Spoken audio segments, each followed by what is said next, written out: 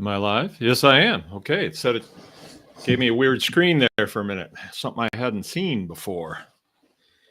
All right, welcome. Yes, I am live. Can you hear me? This is a little different. Things look a little different to me. Okay, well, I'm going to press on anyway. Happy haircut day, by the way. Jill gave me a haircut. Let's see. Are we on? Can anybody hear me? It does say live, but it's just a different screen that I haven't seen before. All right, well, I'm going to go. Got a good subject tonight, I think. We are, let's see. Trying to get the date. You think I'd know the date. 26. Okay, we're on. 26 November 24. I'm Mark, your host, coming to you from Baker's Green Acres, northern Michigan.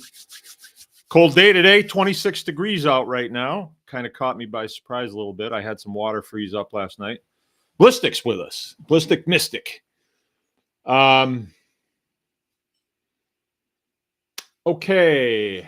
Anything on the docket? Well, before I get started, our consulting call tomorrow night, it is Thanksgiving Eve. And typically what happens during holidays is people have other things to do. So what I'm going to do tomorrow is I'm going to go on for the consulting call. If people show up and they have things of great concern, we will cover them, and then we will sign off for the night. Won't be a long consulting call.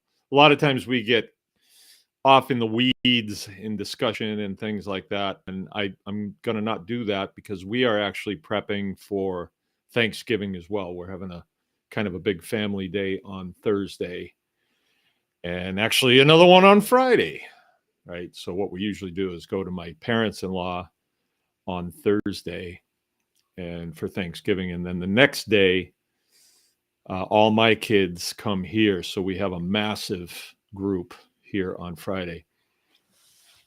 All right, so that's what we're doing today. I'll just give you an idea of what today was like. Today was my day to milk. Today was a little upset too because yesterday, Monday, normally we don't have butchering planned for Monday, but because of Thanksgiving, we had all of our turkeys to do. So we had about 50 turkeys to do. Not a great big deal. We're pretty lined out as far as that goes. So we got them knocked out, got them all taken care of by probably 1 o'clock in the afternoon, and then started handing them out yesterday at 5, between 5 and 7. And the way it turned out was we were handing them out from the store, and I got a fire going in there, and it was kind of nice. And Jill had tablecloths out, and she had a lot of her literature out for the farm and milk shares and herd shares and all that stuff. And wound up people kind of hung around a little bit and talked, and we had some coffee going. And then the rest of the turkeys went out today, and it was kind of the same deal. We were kind of in there until about 6 o'clock tonight, just kind of talking and, discussing things with people, hence the subject for tonight. I had a couple interesting conversations today, and Jill said, well, one of those conversations was really noteworthy. So I'm going to go over that a little bit and what I said. You ever say something profound and somebody said, hey, that's pretty smart about what you said there? It was just in conversation. Sometimes you just say stuff, sounds smart. But what else did we do? What else did I do? That was about it. Took care of the animals. That was about it. Kids were busy. Frank was butchering deer today, and he had one of them that he was done with go out the door. That was good. And then he started in on another one or another two. We're done with chickens for the year. We put in our last day last Friday, or our last day would have been yesterday, actually, Monday. but regular chicken butchering season ended last Friday. So that's kind of nice. And then we are looking at starting tomorrow on pigs. So we've got about 15 or so to get knocked off before we're going to start on cattle. So, oh, and also the artificial insemination technician showed up today, Dave Armstead, getting to be pretty friendly with Dave. He's does a good job for us. And if anybody needs any artificial insemination cattle support, Dave's so far, I got to give him a thumbs up. I mean, we've been doing business with him now for probably about 6 months. He's always on time, on target. Sadly, one of my favorite cows, Ruby, we've inseminated her twice, and Dave checked her today while he was here and said, nope. But he said, as a matter of fact, she's in heat. So let me just get some semen in her now and see what happens. So I'm hoping things turn out this time because, 3 times, would we do it a fourth? I don't know. She's not a big cow. She sure is a favorite around here. I'd hate to see her not take. She's fairly young too. So we'll keep trying on her. The other 2 cows that we had inseminated today were Daisy and Face. So months from, we didn't inseminate them today. We just started the process. It's he puts a seeder in them. It's a hormone seeder. And then he'll pull the seeder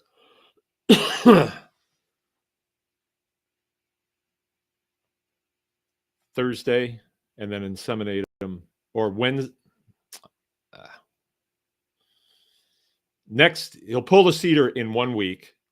So next Tuesday, he'll pull the seeder, and Friday, he'll inseminate them. So, yeah, it's kind of a process, but it's better than keeping a bull around. And I know many of you have heard me say that before, but I'm serious about it now. After the last bull that we had here, not interested in doing it again. Anyway, there's a lot of perks to that, not keeping a bull and having a technician. Dave's close, right in Falmouth, next town over for me. So, and he does a lot of the big farms close by. So it's easy for him to pop in and pop out. And so that's really, really nice because then we're keeping a calendar now and we can time when the cows are going to calf so we can space out our peak milk and take in new customers as necessary. So that's a lot better than keeping a bull, because then if you're keeping a bull, you have to limit the bull from your cows. And of course, as soon as they're open, he wants them bred, so that's not too good. I suppose if we got on a good schedule, then you could have a bull. And then as soon as they were open, he'd impregnate them again. But it's not worth it for me to keep a bull around after the last time. Nothing bad happened. It was just a lot of tension with a bull. I do have a bull here now. He's a bull calf, and he was born out with my beef cows, and we didn't notice that he'd been born until he was probably a week old, because there was another calf out there that looked very similar to him. And when we finally, 2 of them together, that's a bull. And by then, he was too big for us to even get near him. And even at this point, you can't, you'd have to be a professional cattle wrangler, and that's not us. So you can give her a multi-min 90 shot, and Fertrell Dairy Minerals really has helped us. Lack of phosphorus can be an issue when breeding back. We've found, okay, I'm going to look into that. And I owe you a phone call this week. Maybe we can make that happen tomorrow there, Copperhead. Interesting stuff. Interesting stuff. I may touch on some of that tonight. I don't know. And then the rest of the day was just visiting with people in the store. You know, it was actually kind of a nice, relaxing day, but 6 o'clock rolled around and I was exhausted. And I still had a couple hours where I could go back out and dig into it again, but I didn't feel like it. So I came to the house, had something to eat, hadn't eaten all day long. And I mean, literally, I had had nothing all day, just my broth this morning, which is I like it like that. You know, I like to get hungry. And then I kind of sat around for a little while, got a haircut, as you can see. My lovely wife did that. She volunteered to do that, so that was a good thing. I got to be looking good for Thanksgiving, you know. Got to keep up the appearances. This week has been a really interesting week. I don't know if anybody else is feeling what I'm feeling, and I try to separate my feelings from what has happened. Obviously, we just went through an election. For most of you that come on this channel, our guy got picked, and he's been putting his cabinet together, and he's savage. He's savage, but it's about time. So it feels good. I try to separate my feelings from that. I feel good about what's going on. I love to see the people who I think are very bad for society and bad for America having their little breakdowns and acting like chill, leaving the country. They'll show us they're leaving the country. Good. Don't let the door hit you on the way out. But something else is going on. I think that there's a cloud that's lifting and awareness is coming to us. Maybe it's just me, but I have noticed that problem solving is coming to me. You know, it's coming easier, and understanding of how things work is starting to come. And my place in the world is becoming more. I'm more at peace with my place in the world and ready to hit the ground running when I step out of bed in the morning. As a matter of fact, the other day, Monday, I woke up at 5 and I laid there for a minute and I said, you know, I'm getting up. I got stuff to do. I want to do stuff. And yeah, things are just dropping into place more so than they seemed to before. Although before I thought, well, I feel like I'm on top of things. But now I'm taking it to the next level, like efficiency. I'm always thinking about that. I'm thinking about more and more utility, wasting less steps during the day. I mean, literally steps. Like if I want to just get a notion, I think I'll run up to the house and get a cup of coffee. I'd say, no, you know, let's get this finished. You can take a coffee break later, you know, put it off. Don't do it now. That kind of thing.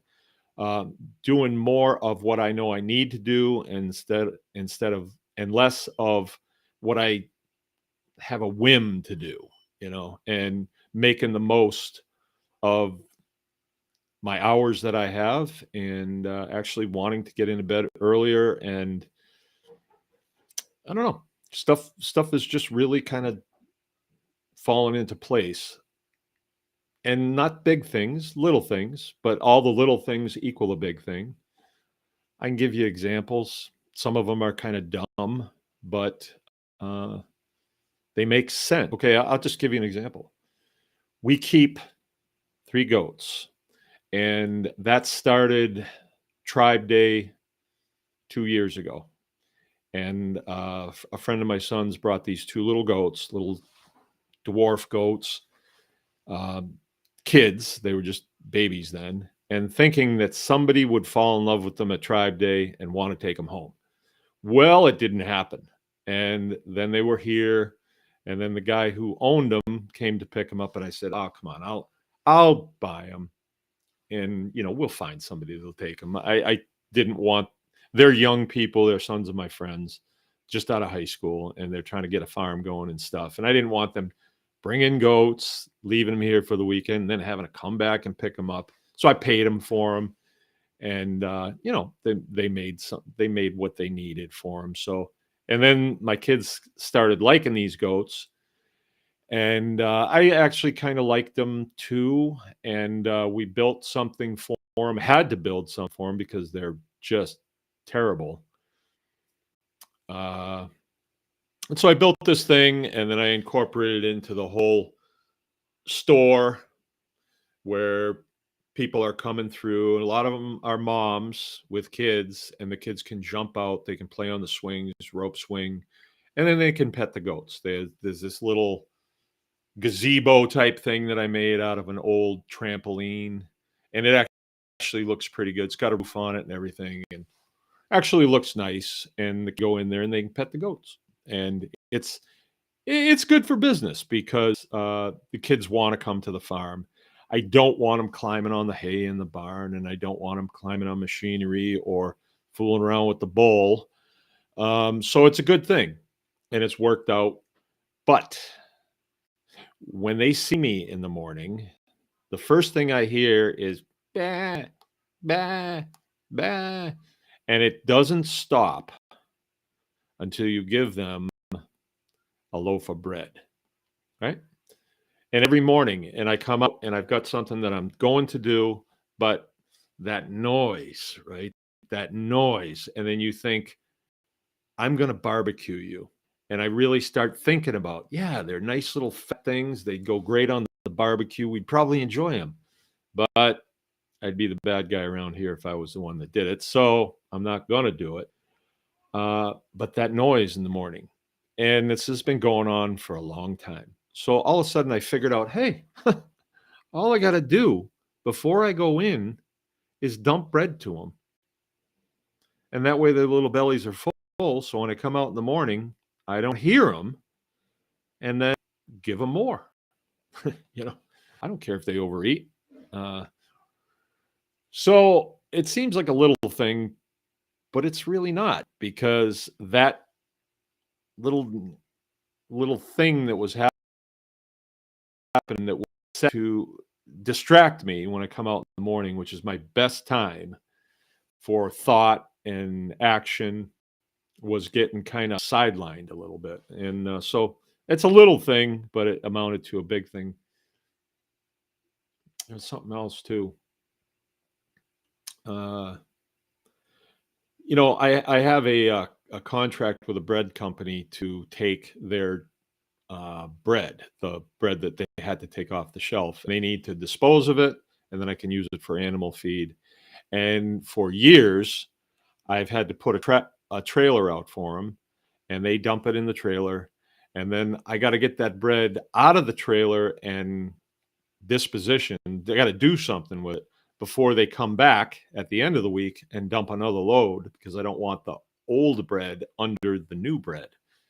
So it's always something that I have to be fooling around with, and moving trailers, and all the trailers. I need the trailer to move pigs, but I can't do it because there's bread in, and so I'll use my dump truck, and then the dump truck's tied up, and then, oh, there's nothing available. I'll just put it on the ground. It's on the ground. Animals come and sit all over the place.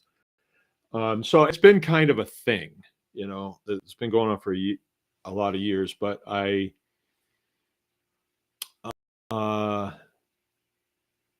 sat down and I calculated how much I save in not buying feed by accepting this bread. And so I'm just reading this here. So I had an idea, and all of a sudden it was like, I don't know why I never thought of this, but what I did is I modified one of my buildings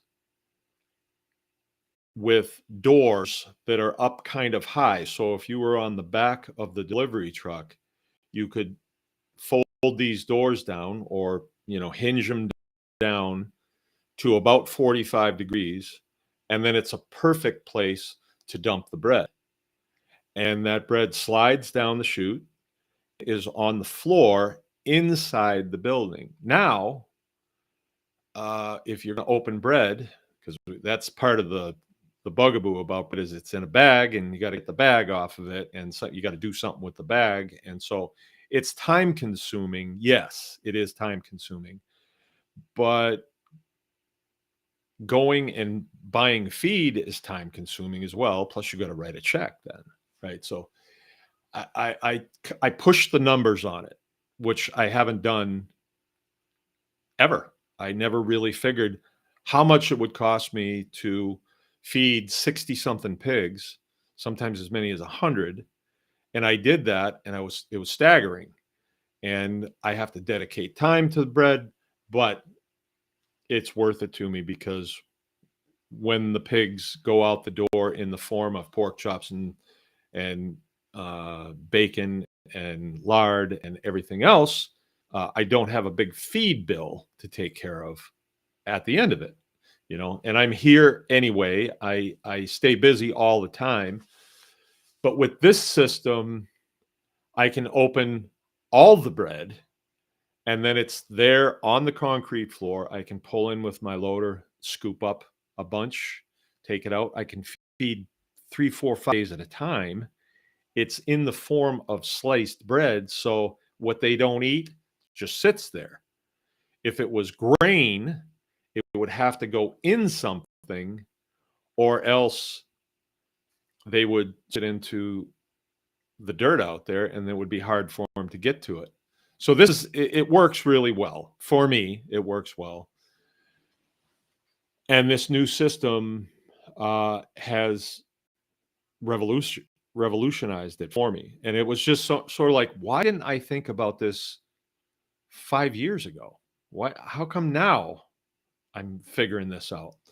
So there's been things like that that have been happening, and I'm just wondering if anybody else is having that enlightened sense of, maybe it's just my stage of development, or my number of years in this. I don't know, but I'm enjoying it. I am really, really enjoying it. Came with a phenomenal idea again today. A phenomenal idea, but I'm not going to share that one now. So, yeah, that's been really good. I've been really enjoying being in this career field and doing what I'm doing. All the turkeys went today, or most. I think there's two left that need to go out, and that's great. We did well on that, and I feel pretty good about that. We could have done better. Next year we're going to pay way more attention to it, and I think we may have discovered sort of a tradition, right? Right before Thanksgiving seems to be the beginning of the holidays, to me anyway. And today we got to interface with a lot of our customers, and Jill did a good job of selling all of the turkeys, and she did it primarily through our herd share. And we had another great idea. Like, we're selling all of this milk to people, and when you get people that show up and want raw milk, that they are in tune with the health benefits of raw milk. That can take a while for people to understand, especially when they've been hammered with raw milk bad, raw milk dangerous. So by the time they come to you and they want raw milk, and they're using it, and their eyes are starting to sparkle, and their hair is shiny, and they're starting to feel better, then it's not hard to sell them an organically raised, pasture raised turkey. Not hard, right? And so what's the next step from there? Hey, don't be putting seed oils in the pan before you fry up your whatever you're making. You want to be using animal fats, and you need to be using good animal fats. Animal fats are procured from animals that have been fed primarily cheap corn, and seed oil is going to be in that fat. So you're still going to get the detrimental effects from seed oils.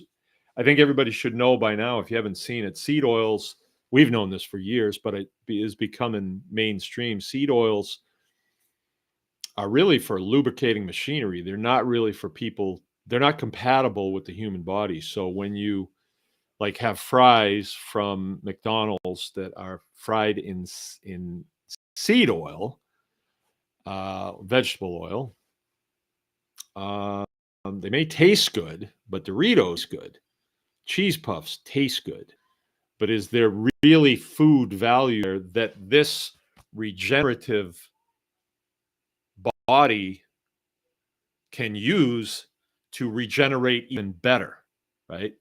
The lack of regeneration is, premature aging and premature death to the human body. I'm quite sure that we should be able to go about 120 years in really good shape.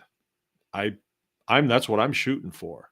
That's what I'm shooting for. I am planning when I'm 100 to get the newest lawnmower that's out there and enjoying the heck out of mowing the lawn, getting the suntan, having a cool one while that's what I'm going to do. You guys can do what you want. So, yeah, it's just like this tradition of having people in to get their turkeys and then being able to turn them on to other things is a tradition. I think it could be a fun time, a fellowship. We're down in the store, which those of you that have been here, it's the old butcher shop that we've converted into a store and kind of a cafe. There's a kitchen on the front of it, and then an open space where we actually used to butcher, which is now sort of a dining room, kind of a general store place. So we have a round table set up in there, and we could have 4 of them if we wanted to.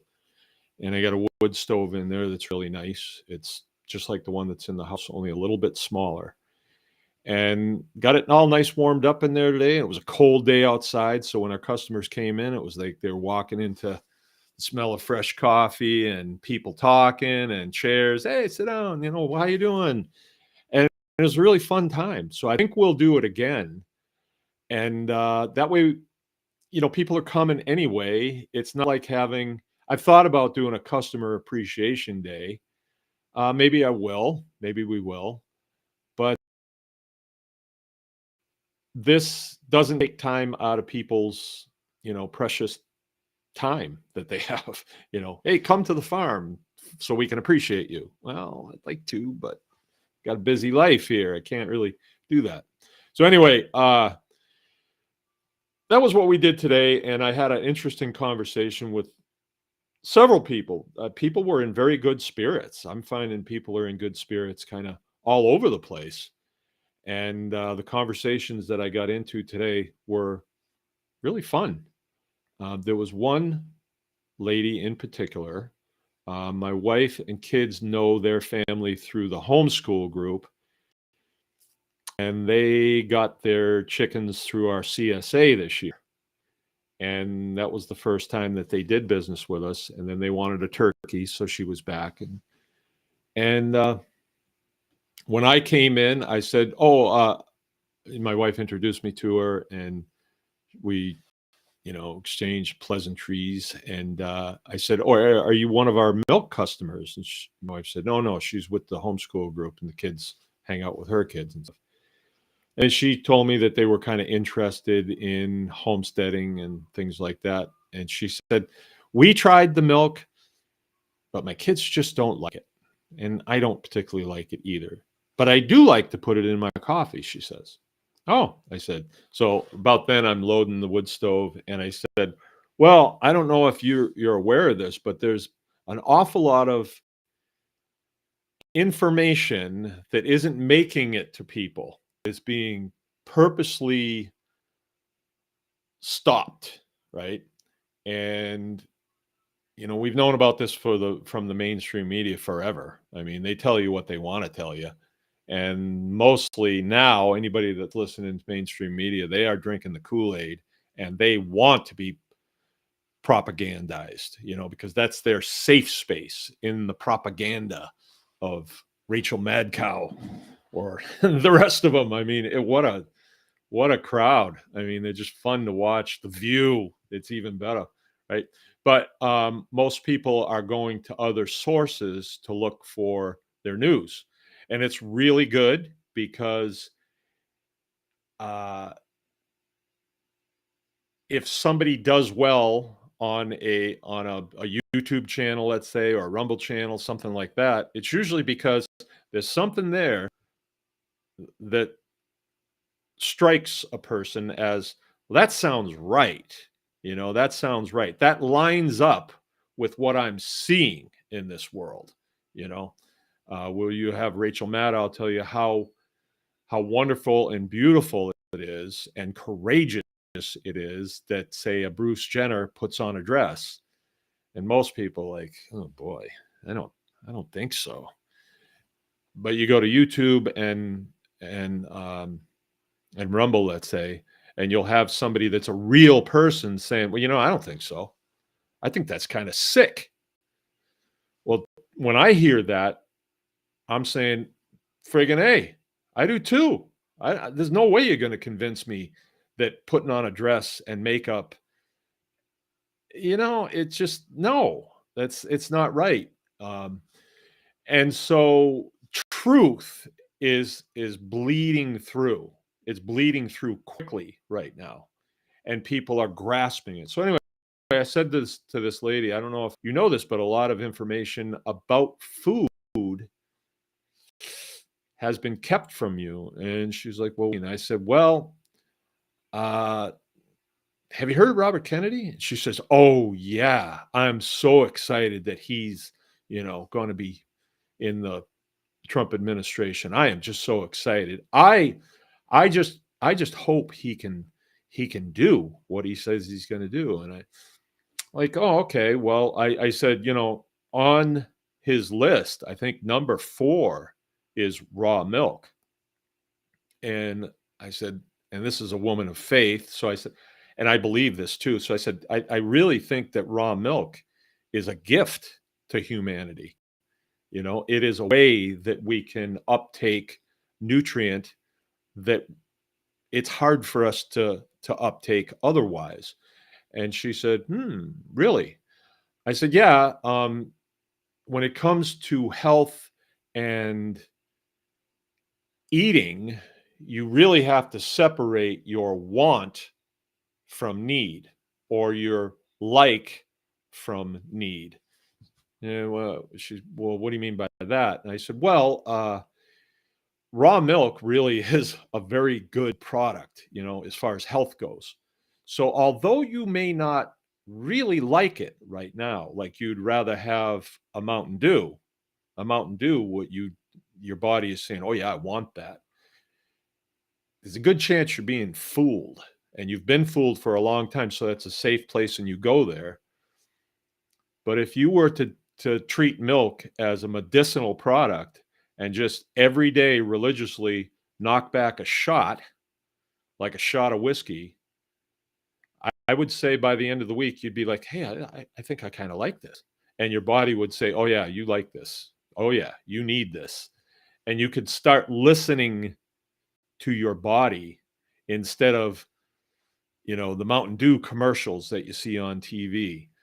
I don't know. I don't see them anymore, but I used to. I don't have TV here, but I'm sure they're still there. Or like the Bud Light commercials. Oh, this is, if you drink this, you're going to have pretty girls all around you at the beach. That's not what I usually see anyway. So I don't believe that. And so she started to hear what I was saying, and we started to connect more on food and seed oils. And I got to show her some Mangalitsa lard that was on the shelf that Jill makes, and we put on the shelf for our customers, and explained why you want to 100% ditch seed oils. Do not use seed oils When you are going to cook, you want to cook in lard. Lard is very compatible with the human body, or tallow, beef tallow, but it has to be grass-fed if you want the premium. And you can get it right here. And she was getting it. She was getting it. But there's this thing called cognitive dissonance, and it's where when you're brought someplace psychologically where you haven't been before, you kind of have a tendency to retreat back to something that you understand. And so she would retreat back to, well, I hope Bobby Kennedy can make these things happen. And it went on a little bit longer, but I felt duty bound to say to her, well, I hope he can too. I hope he can help make some changes, but he's going to be in an administrative position. Actually, Mom, you're the one that can make these changes. And she said, well, what do you mean? I said, you're on a farm, in a farm store. Where you are right now is where you can get grass-fed beef. You can get pastured poultry. You can get pastured pork. You can get all the lard and tallow that you need. You can get raw milk. Those you can get eggs from us. You're here now. Don't be waiting for Bobby Kennedy to do something. It's in your purview right now to do this. And so I eased her into it a little bit more, and she fell back a little bit, but then was like, oh yeah. And then Jill came into the conversation, and we had a book on the shelf that we got from Helios Farm that's like everything you need to know about raw milk. And I wish I had done more with these books. Theo Farmer made this book, and it is just phenomenal. All of the breakdown in it. He's a biophysicist, I think, turned farmer. And we've interviewed him here. He's a very intelligent guy and got a real unique approach to farming. Real unique. I really enjoy his approach, and it's helped to kind of form my approach to farming too. Like I don't think we're an individual. I think we get things from everybody that we interface with, and then I think I would. I like that attitude. I like that train of thought. I think I will use that or think on that or whatever. So, and I thought this is a conversation that we need to have.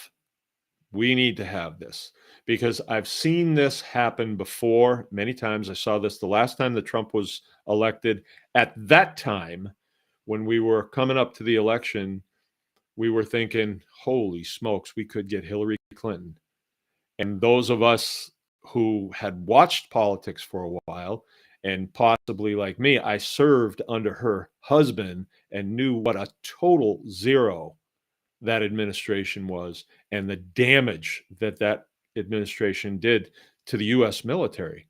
You may remember back 1993, maybe some of you guys don't remember, but that administration was like, we need to be treating females fairly. They need to be able to go into combat. Yeah, that's a good idea, right?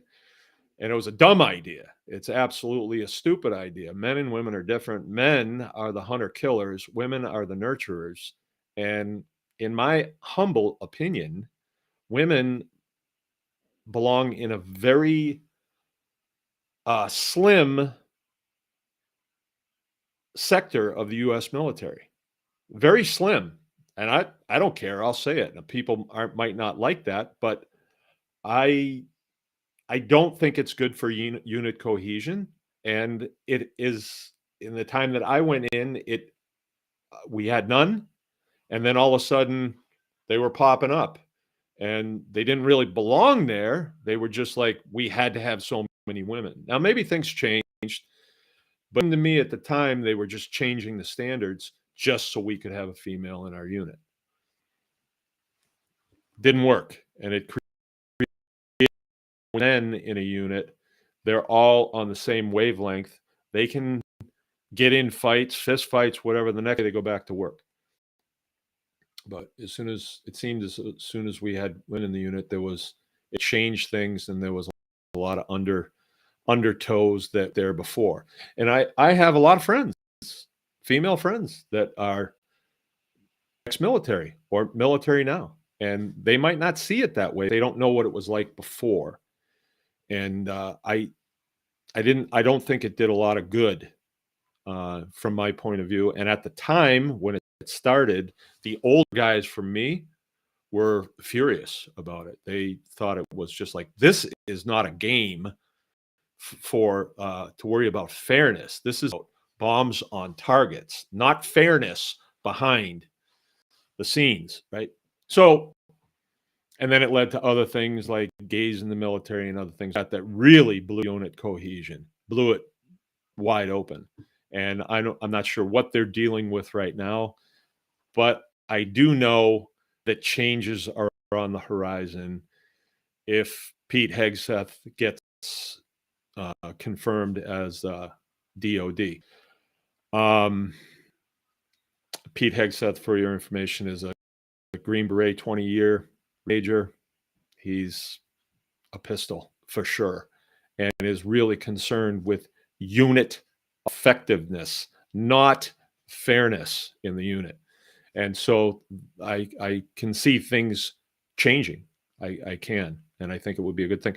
I see a lot of changes on the horizon, and if the changes are not for the good of the country, the military, the family, then leave them alone, right? So there, I may have got myself in trouble on that one. That's fine.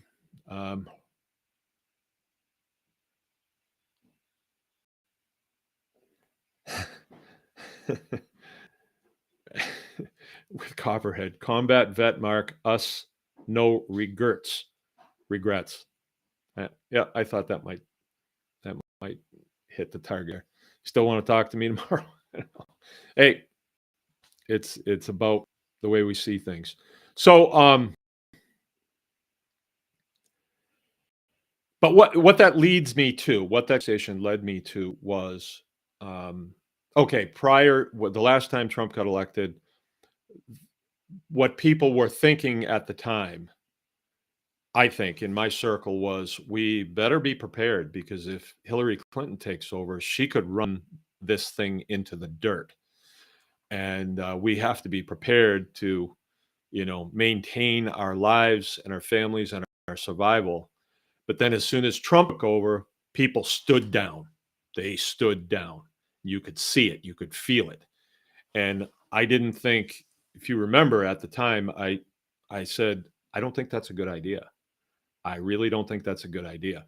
I think you need to move to the next level of preparedness, actually. And that is to be able to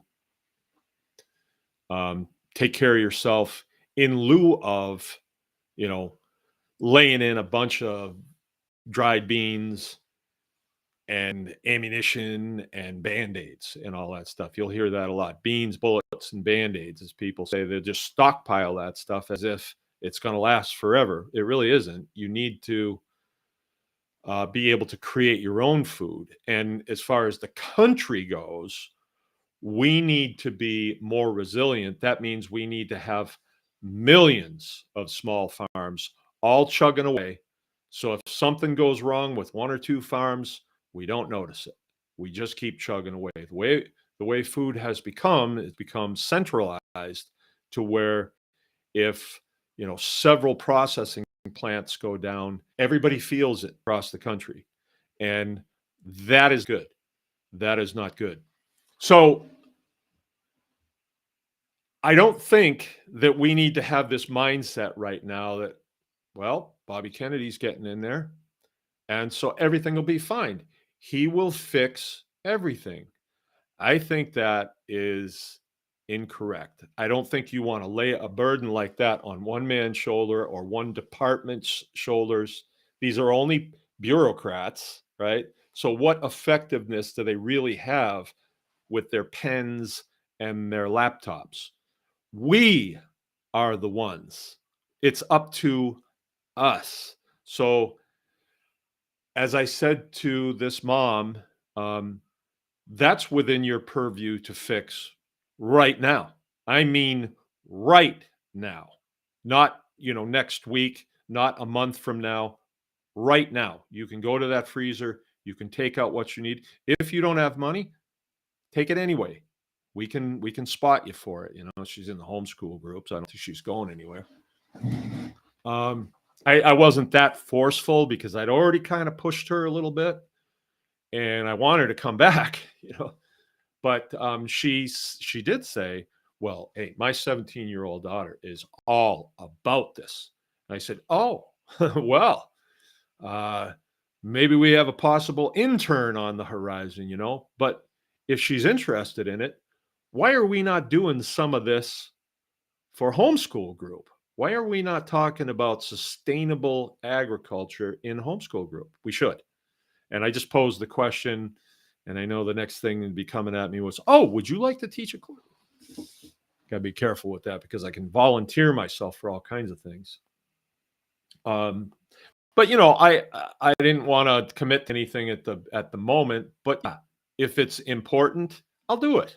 And if it's going to make a positive change to this group of people around me, of course I'll do it. Of course I'll do it. I'll just, instead of watching The View, I will do a class for the homeschool group if they want me, if they want the likes of me, right? I'm not an easy sell sometimes to moms when it comes to teaching their kids. As far as providing food for them, they think I'm a rock star, but as far as mentoring their children, maybe not. I don't know, but I'll do what I'm asked, I suppose. But my point in this is to stir in you that now is the time for you to make the difference. Am I saying that I'm going to go to Washington and make a difference? No, I'm placed here, and I am sure, just as sure as I'm sitting here, this is where I'm supposed to be. Now, I don't know why exactly. I think maybe we could show somebody else how to do this. A real active, integrated, sustainable agricultural operation that has a spectrum of processes that we've either pretty good at or real good at, or maybe not so good at, but we still do. I mean, across the board, we're always working on our processes to get them, more streamlined, cleaner, drier, more serviceable type thing. That was a big Air Force thing. Clean, dry, and serviceable, and we have just started. We're in 20 years, but I feel like there's still a lot of cool stuff on the horizon.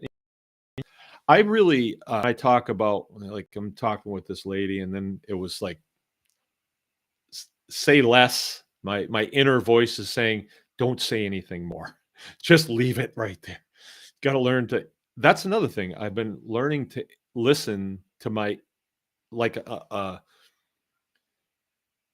it's me, but it's objective of the situation that's going on. Like Mr. Spock on Star Trek. No emotion, just where is this conversation going? What needs to be said to bring this into the place that they need to be at? Not where I want them to be at, but where they need to be at. Right? And that's a fine line, isn't it? So I'm listening to that inner voice, and it says, "Okay, that's enough. Don't say anything more." And I said to her, "I got to get back to work." And I'm going out the door thinking, work. It's kind of funny in a way, but I don't really feel like this is work, right? Work is like digging ditches, but even if I'm digging ditches here, I'm digging ditches because it's a part of something that I'm putting together that when it functions, it is going to save me time, which is the most important thing because I only have so much time. I'm halfway, so I only have so much time, and I want to make the most of that time. And so if I'm digging a ditch to put a drain line in, is I got a good reason for it. And so it doesn't really feel like work. It's not like, sometimes cutting wood feels like work. Sometimes, because I'd always rather be doing something else. Lately, I gotta tell you guys, there's a guy that cuts wood here locally, and I bought a load of wood off of him last year, and the wood was so nice, and it was so cool to have him come in, hit the button on the dump trailer, and there it is. Comes in the house is warm. So at the end of the day, I'm not, I wouldn't say wasting my time, but I'm not cutting wood, which I like to do or used to, it seems like, when I had less to do, less interesting work to do. I don't know. I don't know. I guess I do like wood. It's just I haven't had the spare time to really get into it. So I've been a local guy here, community member that's trying to do something, and so I buy wood from him, and it's really nice. It's really nice, and it's nice and dry too. Um, what winds up happening here has in the past is we're busy, busy, busy, busy, busy, and then fall time comes. Oh, we got to cut wood. So I was getting wood by the semi load in log lengths. We got to cut it, and then we have to put it on the splitter, and then from the splitter it has to go someplace where we can stack it. And you really should be doing that a year ahead, but we would be doing like, okay, we got enough to make it until Christmas, and then we'll get into it again. Oh, and then there's snow all over the wood and everything else. So we would always be behind. I would think that someday when all I do here is mow the lawn, all of my ideas have been implemented, every last one of them, and is in full motion by my employees or sons. Then I will just mow the lawn and cut wood and fish. But until then, I probably am not going to be cutting wood. Mowing the lawn, it has to be me because I'm the only one that can do it right? So that's that. How is it that we can implement this program on our own? What's the program? I guess it's MAHA, Make America Healthy Again. Well, I kind of look at this like the Titanic, right? American health right now is the Titanic, at least the way the story is told. Big boat sinks in the Atlantic, North Atlantic. A lot of people die. Okay. That's the story that's been told. I don't know. I wasn't there. It's 1902, a long time ago. You can be one person on there. You can't save the boat. It's not physically possible. You can run around screaming in the bar where people are, hey, wait a minute, last call. I want my last drink. The boat's going down, but they want their last drink. But you can get you and your family into the lifeboats. You can do that. And you can even get out away from the ship. And if you're dive back in and go save some more people, you can.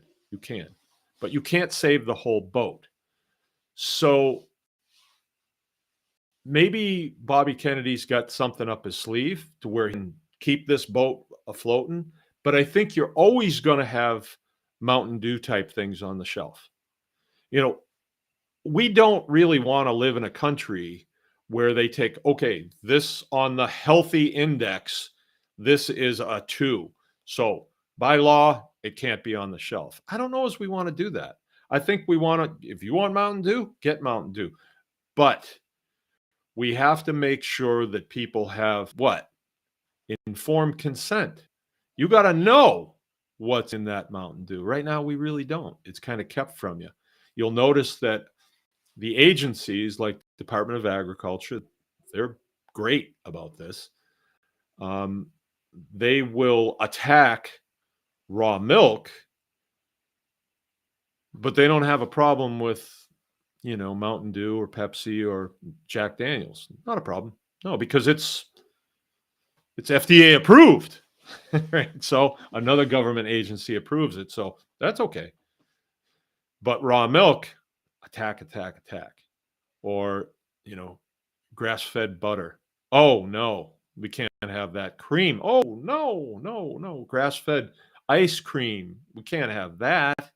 I mean, milk is, according to them, raw milk is dangerous, right? It's kind of funny. It's ironic, but it's 180 degrees out. So if you're having a hard time deciding, well, is like this certain cracker that my kid really likes, which actually we saw some of that today, little Goldfish, and they're covered with seed oil, and I was like, ooh, those things are bad. I know, but she likes them, she says. I mean, good friends of ours too. And it's that cognitive dissonance, like, but she likes them. So we'll let her have them. They keep her quieted down. Well, they're doing other things to her too. You shouldn't buy those things. Those things shouldn't be in the house for that little girl to get used to, and her brain to start to get used to that and like that, because it can do a lot of damage to her little body. So, oh wow, look at this. We got the Resistance Chicks with us.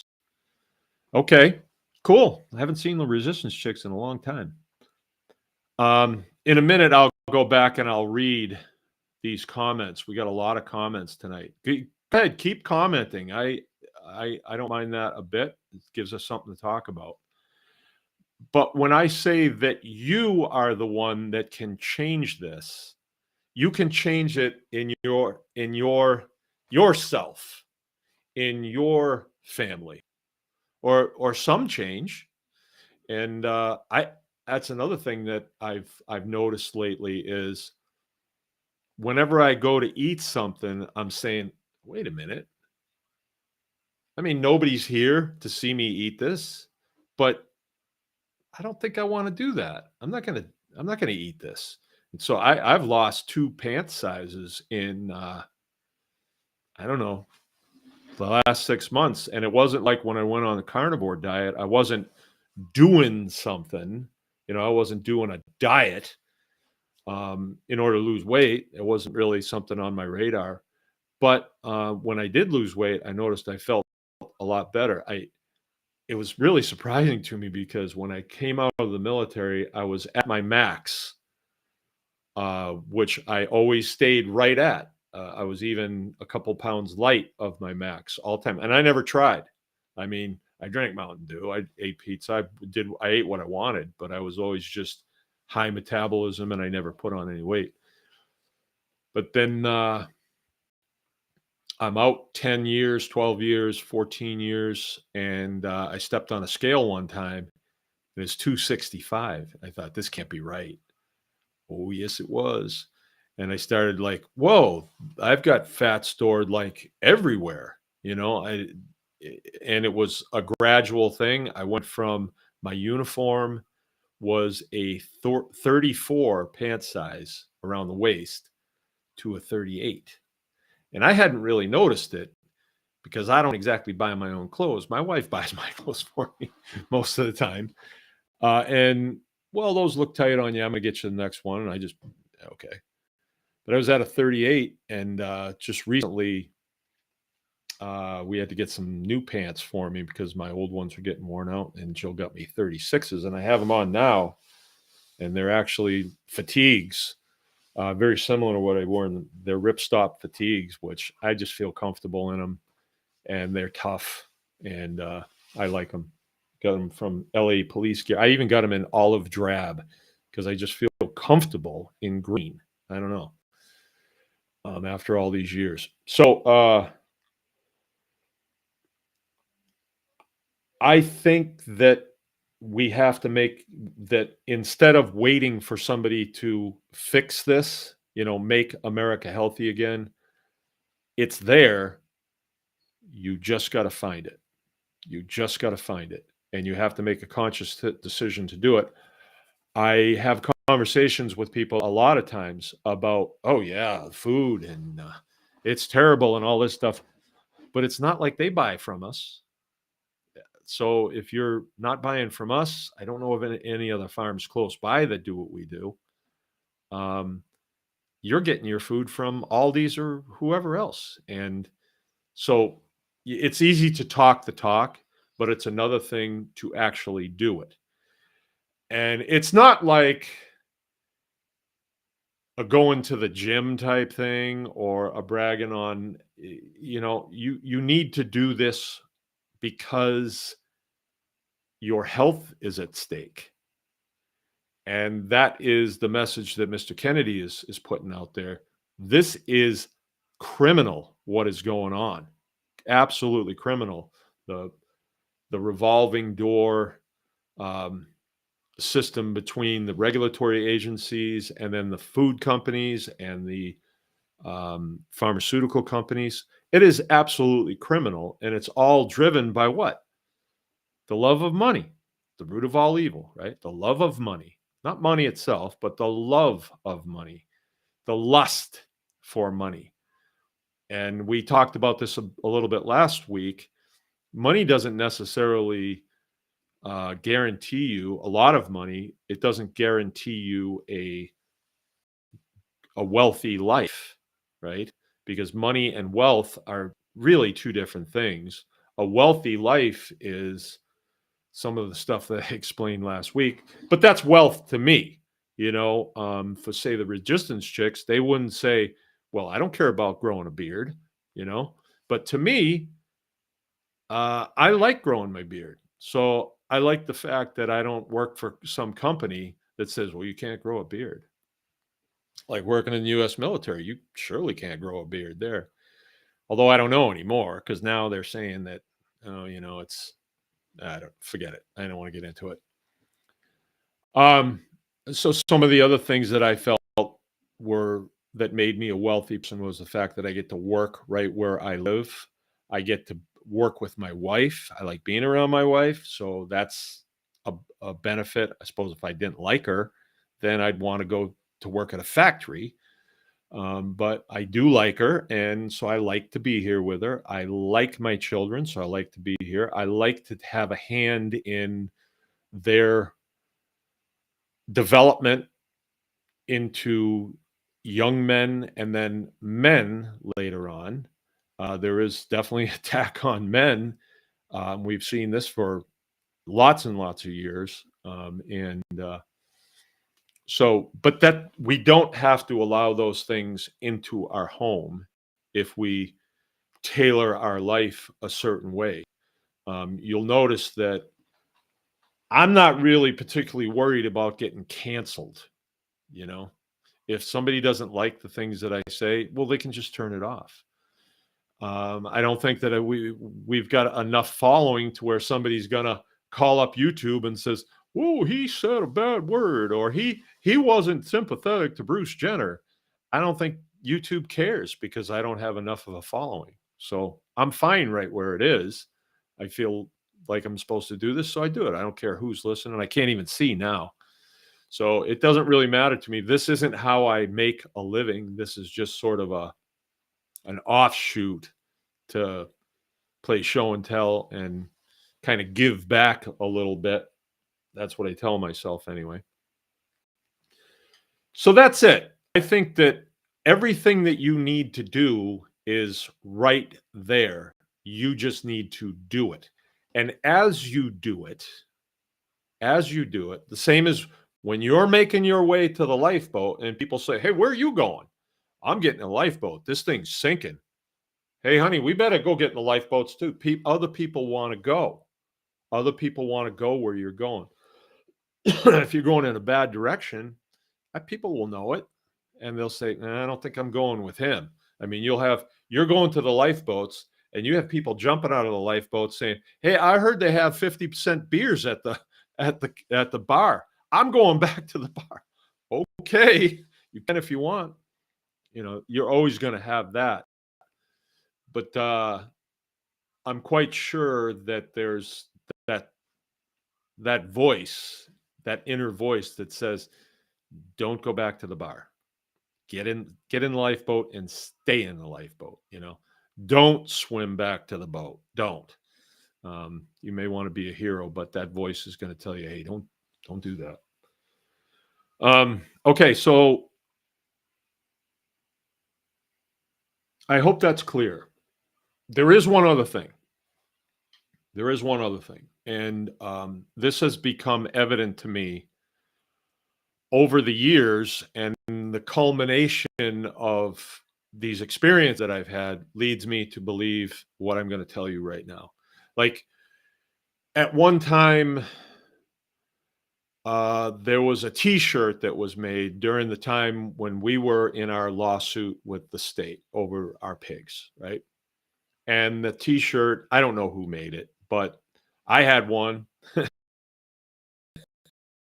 Or it had Baker's Green Acres on the back. It said, "Stop oppression of small farms." And I wore it proudly because, yeah, I must be being oppressed. Everybody thinks I'm being oppressed. But let me tell you what happened in that. You had a department that is quite rogue, in my opinion, at this point, from what their mandate is to what they do. All right. So I don't think they're doing what they're supposed to do. And they were tasked with, let's get rid of all the swine that is being raised on small farms. And that will push the market share of the industrial ag, and it'll pump it way up. And then if we decide to sell it to the Chinese, we can get more for it. I think that's what was going on at the time. So they came up with this, raising pigs out on pasture is a bad idea because they can get away. And if they get away, they could become feral. And feral pigs, well, they kill baby deer and ducklings, and we don't want that. So that's a bad thing. So they created a scenario. They created this fictional what could be, right, scenario. They created it, and they said, well, we've got the fix for it. Instead of baby ducks getting killed and baby deer getting munched by feral swine, we'll just get rid of all swine that's being raised on farms. And all swine must be raised in confinement buildings, right? They can't get away from there. So that's what they wanted. And, they pushed it however they could. And we were the unsuspecting farm public, that it was pointed at. And when they blurted out there, "This is the way it's going to be from now on," we bid on that. And there was a hook in it. And we didn't know it, but we bid on it and said, no, we're not going to do what you said. Or we tried to reason with them. Come on, we're not raising feral pigs. Oh, come on, our pigs don't get away. They knew that, but they drew us into the wrong conversation. And it was a conversation that we couldn't win, because we wound up arguing, do feral pigs actually kill baby ducklings? Instead of arguing, no, this is private property. You shall not touch my private property per the Fifth Amendment. So it wasn't until towards the end of the struggle that we realized that this is a constitutional issue, and we're going to argue the constitutionality of it. And let's see their lawyers say, well, we don't care about the Constitution, which they surely would have, because they would say the Constitution is one thing, but mangled baby ducks is another thing, because they were trying to pull the heartstrings of the public to get the public to go along with it. And luckily, we were effective in countering their argument. And when everything was said and done, the state knew that they were whooped, And they said, well, we no longer have a problem with Mark's pigs, so we're going to move for dismissal. Thank you very much. Bye. That's exactly what they did. And yeah, we were oppressed. Well, I walked into it. I should have said, and there was a man in my orbit at the time who told me what I should do with their order, and I won't mention it here, but it had to do with a bodily function. Put it in an envelope and send it back to them, right? I probably should have taken his advice. At least I should have thought of it more. But his advice was not consistent with my lawyer's advice. And my lawyer was like, hey, you're going to be a very rich man after this is over. Oh, I am? That's not why I got into farming, but that sounds good. You know, me being a newly out of the military, being poor for 20 years, you're going to be a rich man. Oh, I'll be somebody, right? And that was sort of a piece of bait thrown in front of me too. And I bid on that one. So we went that route. We went the wrong route. And I missed so much because there were people trying to influence me. Luckily, I think I was guided through it and we came out okay in lieu of everything. But I learned so much along the way. And what I have come to believe, understand, and know through that whole process, I'm going to share with you right now. I'm going to share this to you, and you can take this to the bank. There are two courts that we need to be concerned with, right? There are many courts, but the two that we need to be concerned with in this issue are criminal courts and civil courts, right? A criminal court is if you hold up a bank, you are tried in a criminal court. Why? Because holding up a bank, armed robbery, is a crime. It is against the law, right? The law, right? Not against regulation, not against, mandates, not against rules, anything like that. I can't be hauled into a criminal court unless I've participated in a criminal activity. I've broken the law, right?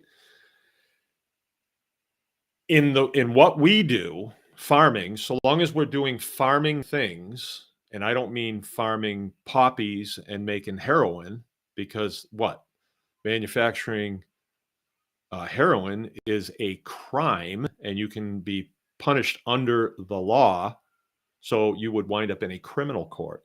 But anything to do with raising pigs, there's no crime there. There's no crime. You can cut the pig up. You can take a pork chop out. You can sell it to your neighbor. Is it a crime? No, it's kind of against the rules. The rules that some company has, the USDA, they have rules, but they don't have a law and they don't make law. So you're violating their rules. Can you be hauled into a criminal court over that? The answer is no, you cannot. Can you be hauled into a civil court? You can be, providing what a civil court is a contract court.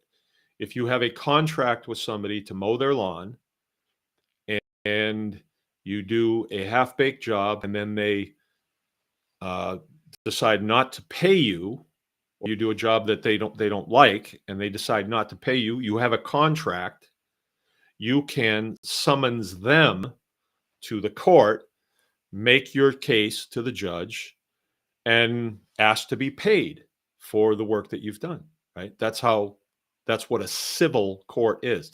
There has to be a contract. And this is why we hear a lot of times that in the United States, we are governed by consent. So if I sit down to play Monopoly, that's coming up here during the holidays, and I decide to pass go, but I want $400, whoever is the cashier will say, well, the rules here say that you only get 200. Yeah, but I want $400. And you pull your automatic out and you say, and I want them now. Maybe that's a bad way to put that, but you just say, yeah, but I want 400. They would say, well, the rules say 200. By sitting down to play that game, you are consenting to play by the rules. You're consenting to it. Of course, you can deviate from that, but then all the other players can probably say, well, I don't want to play with you anymore, and I'm not going to play anymore if you're going to just run ruckshaw over the rules, and we can end the game, right? So that's their option, right?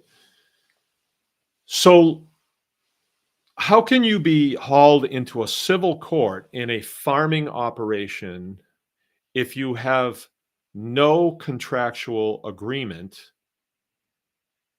with the Department of Agriculture, say? You have no contractual agreement with them. What would be a contractual agreement? A good example. It could be, let's say you have a building and you're doing processing of farm products in there, and they say that in order to do that, you have to have a license from us. But they don't tell you the rest of the story. You need the license in order to sell that product to other people who also have licenses that we've told them they can only buy from farms that are licensed, right? Without that license, like I don't have a license in my butcher shop, I'm unlicensed. And you almost say that and people think unlicensed, that's bad. No, licensed is bad, because if you go the licensing route, they make you jump through a bunch of hoops, and then one day they say they award you your license. But what you've just done is with them, and they are the final arbiter of how you're going to do business. They get to tell you you will have a 3-compartment sink to wash your dishes when you're done. You will have water that is at least 130 degrees. You will have walls that are washable, preferably FRP board or stainless steel. You will have, and they have, the list goes on and on. You will have a annual water test. And all these things, when you hear them, well, it makes sense. I'd probably do it anyway. But you also consent via this contract to give up your right to, say, your Fourth Amendment. Your Fourth Amendment says that no one can come up your driveway without a warrant or an invitation. But in this contract that you've just signed from the Department of Agriculture, you are consenting to a notice inspection. So you could be urinating down the drain and in comes an inspector. Oh, I didn't know you were coming. Yeah, we caught you. You're not supposed to do that, right? And I'm just using that as a kind of a shock value type thing. Who would do that, right? But you have contractually given up the Fourth Amendment. You have done that, right? You also have given up your Fifth Amendment. Your Fifth Amendment says your life, your liberty, and your property, which is also your process, the due process of law. Protected. That means it's yours.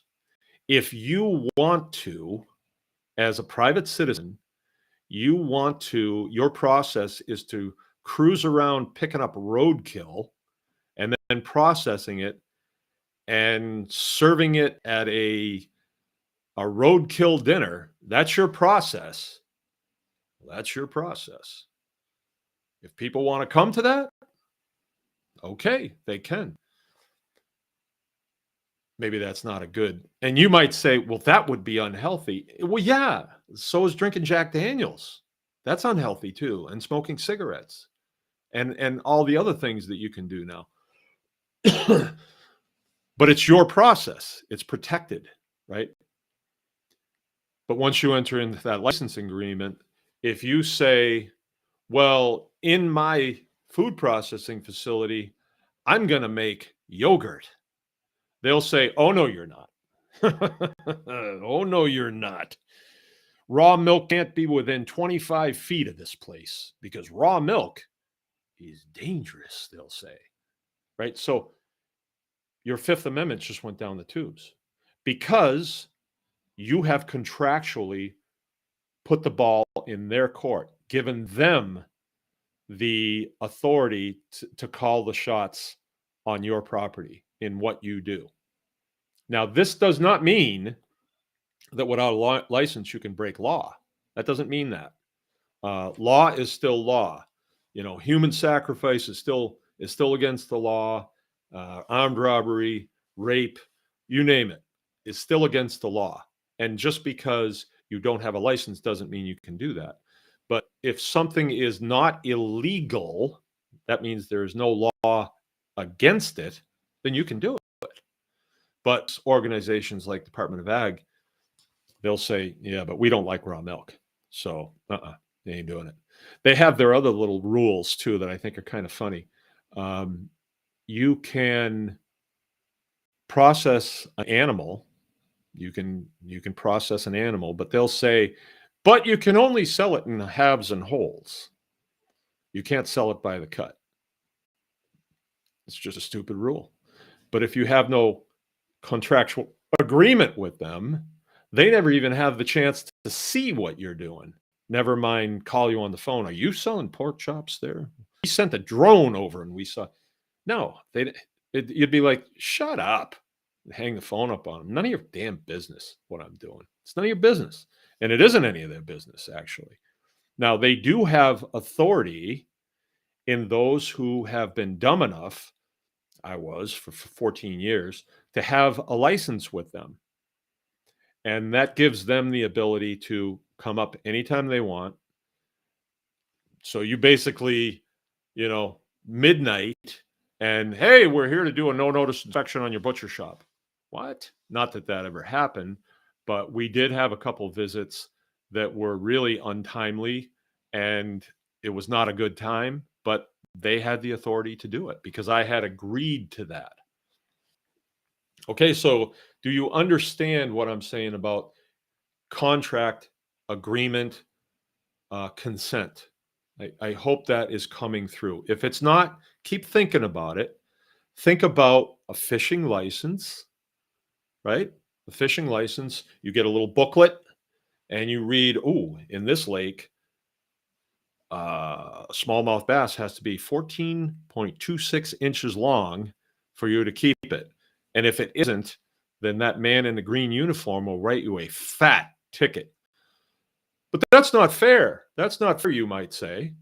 Hey, you agreed to it when you bought the license. You agreed to take the book. You said you would read it, but then you want to keep a 10-incher, and then you complain when the guy writes you a ticket. You violated the rules. You're trying to get $400 when you pass go instead of $2. He's justified in doing that.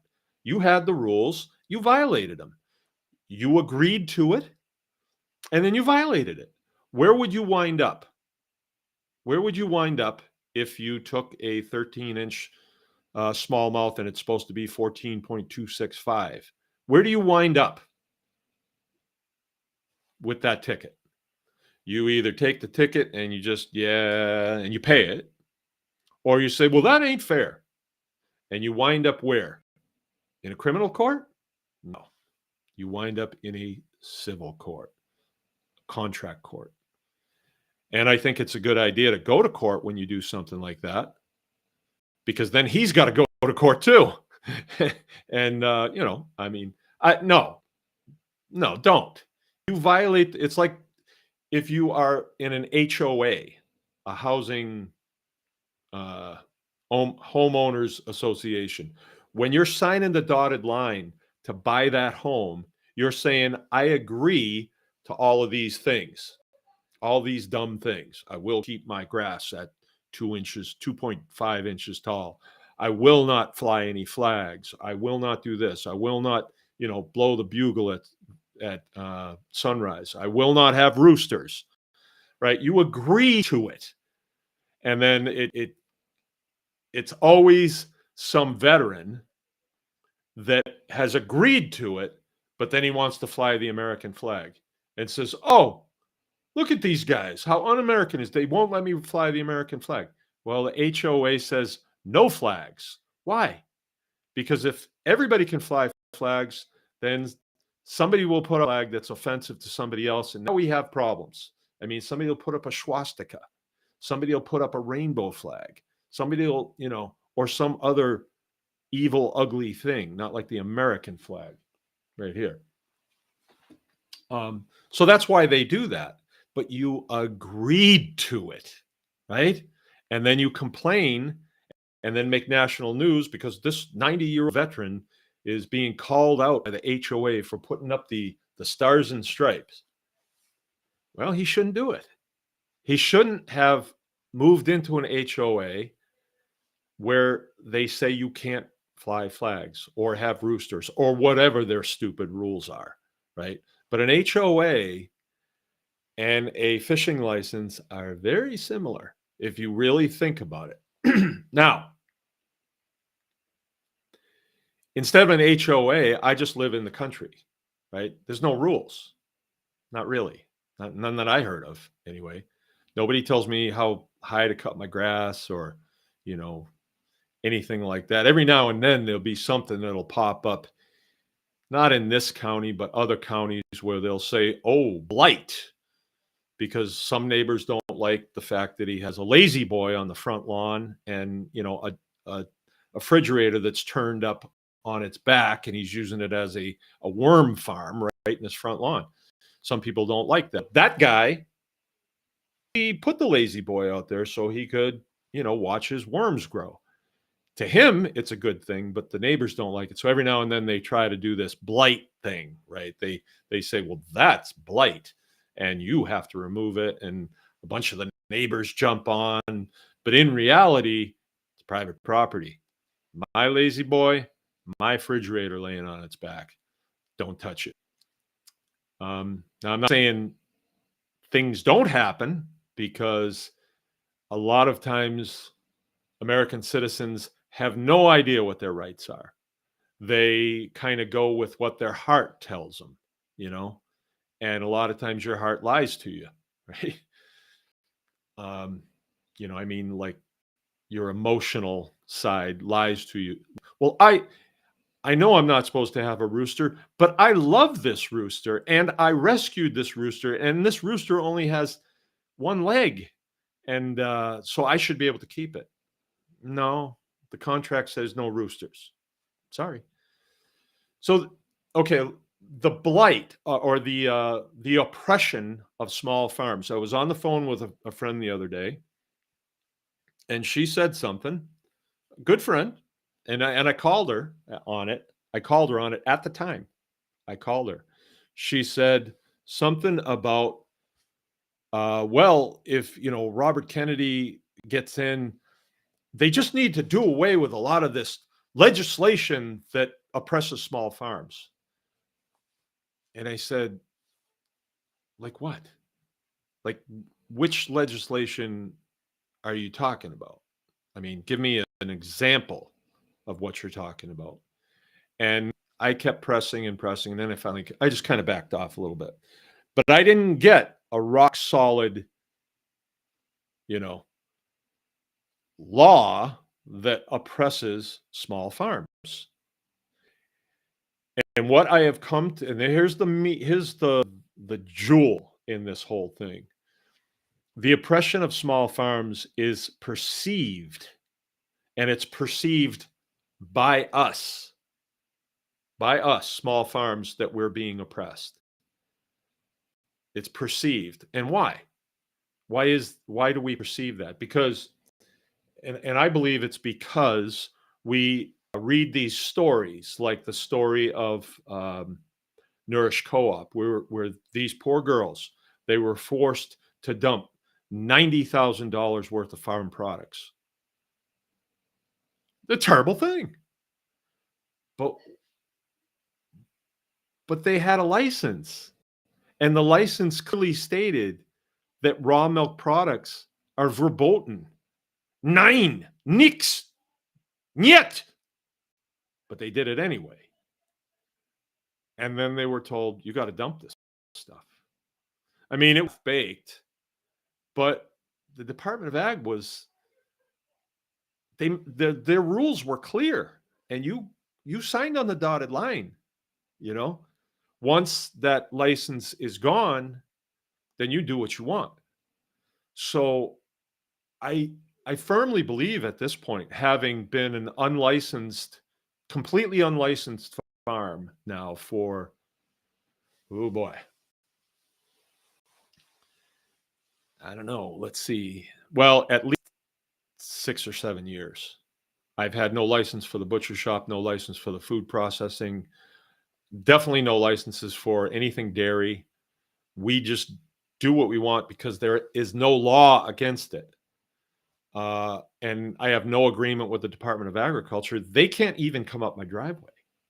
So the Department of Agriculture, really, I poke fun at them a lot, but I really need to stop because I actually give them power when I do that. The reality of the situation is Department of Agriculture, although I don't like them, I just don't like them. They have a lot of quirks, as far as a lot of weird people, and I won't go into it, but I've said it before. It's just a lot of blue hairs and stuff, and they think that they're smarter than everybody else, and usually they're fatter and dumber and uglier than everybody else, but they come across as, like knowing everything about what we do. In reality, though, hear me, they are absolutely irrelevant to me and to you. So long as you don't get in an agreement with them. If you got in an agreement with any other company, let's say a homeowners association, you get in an agreement with them, you are bound contractually by that agreement. If you violate the agreement, you wind up in a civil court, right? Now this gets better. Believe me, it gets better. I know you're on the edge of your chair right now. It gets better. Okay. So I hope you understand now that if you don't have a license, you haven't made an agreement, you're not bound contractually, you cannot be summoned to civil court because there's no contract. They're irrelevant. I hope you understand that now. I hope you get that. And if you don't, you need to keep thinking it through until you do, right? And somebody's going to say, yeah, well, what about driver's license? I don't want to get into that right now. I'm going to wait until I'm about 80 to do that. And then I'm going to ditch my driver's license and I'll have plenty of time then. So yeah, pull me over. I'm sure they got pretty good food at the jail, but I will get you in the end, but we'll take care of that another time. There is another contract. And some of my military brethren and sisterin will relate to this. When we serve in the military, we serve under contract. When we raise our right hand and swear an oath to protect and defend what? The president? The people? No. We swear an oath to protect and defend a document. And we also swear that we will carry out the lawful orders of the officers appointed above us, right? Hopefully they give us lawful orders. We're not just going to we're not going to carry out any orders. I want you to shoot civilians. No, that's not a lawful order. We won't do it. But lawful orders, we are contractually bound to carry those orders out. Okay? Contractually. If you do not, carry those orders out, lawful orders, what happens to you? You wind up in a court. It's called a court martial, right? And in that court, they determine you were given a lawful order, you didn't do it, bad. We're either going to keep you in the military so we can send you to Leavenworth and pay you as an E1 and take your freedom away from you for a while if it's bad enough, or we're going to separate you from the military and you can go along your way. Go be a civilian, little twerp. Go on, get out of here. Run along. And you've been court-martialed and you get a bad conduct discharge or an honorable discharge, whatever, which is bad. But let's say in that court-martial, it is found that the order that you were given was not legal and it was not lawful. Then it goes back the other way. Who gave you that order, Sergeant? He did. Lieutenant so-and-so did. Oh, we're going to have a little chat with Lieutenant so-and-so, and he may be court-martialed, right? Because he is bound to give lawful legal orders.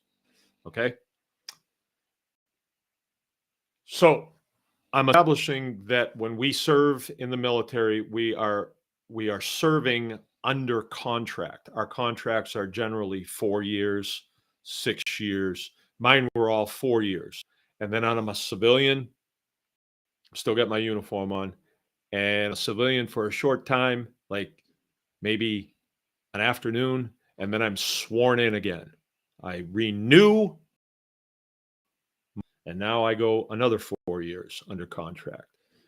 And then I go another 4 years and another 4 years. Now, in the interim between when my contract ends and my new contract begins, my employer, the United States military, can say, we no longer want to renew the contract with you. Go home. They can. But, as a star performer, they said, what can we do to sweeten the deal, Mark, to keep you around, right?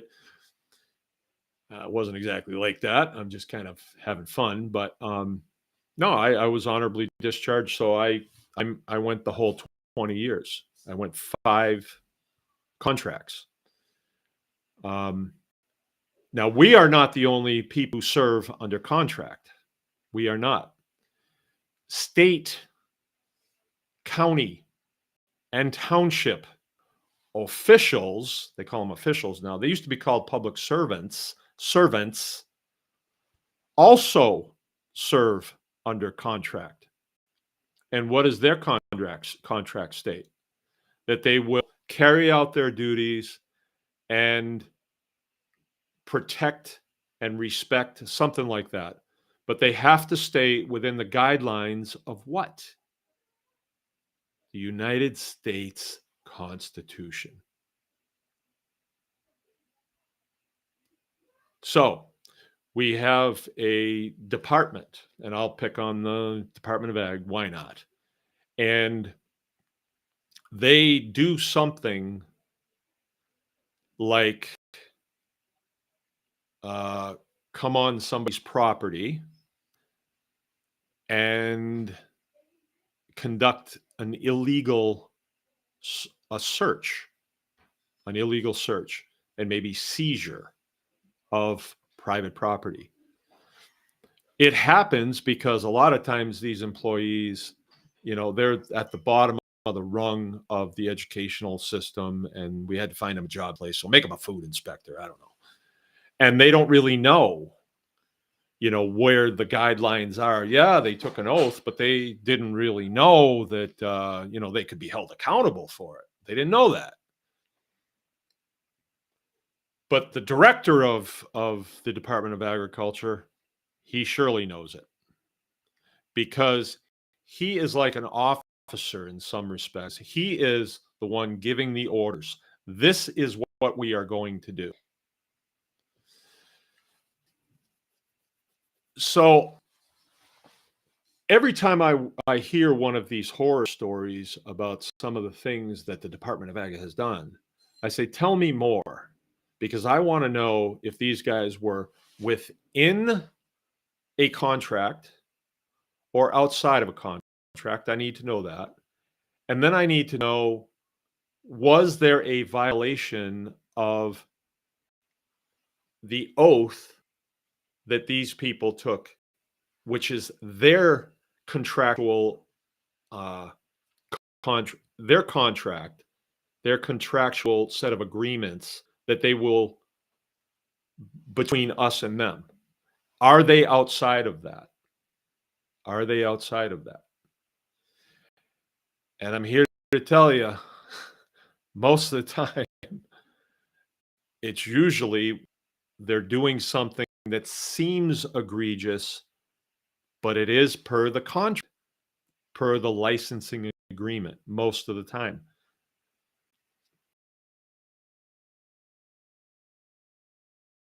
Well, I'm on my head, right? A lot flows past me. I can't think of too many things that, in particular, the Department of Agriculture has done that is extra contractual. I can't think of anything right now.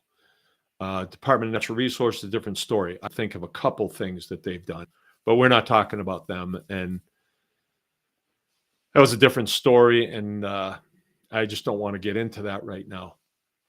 But let's say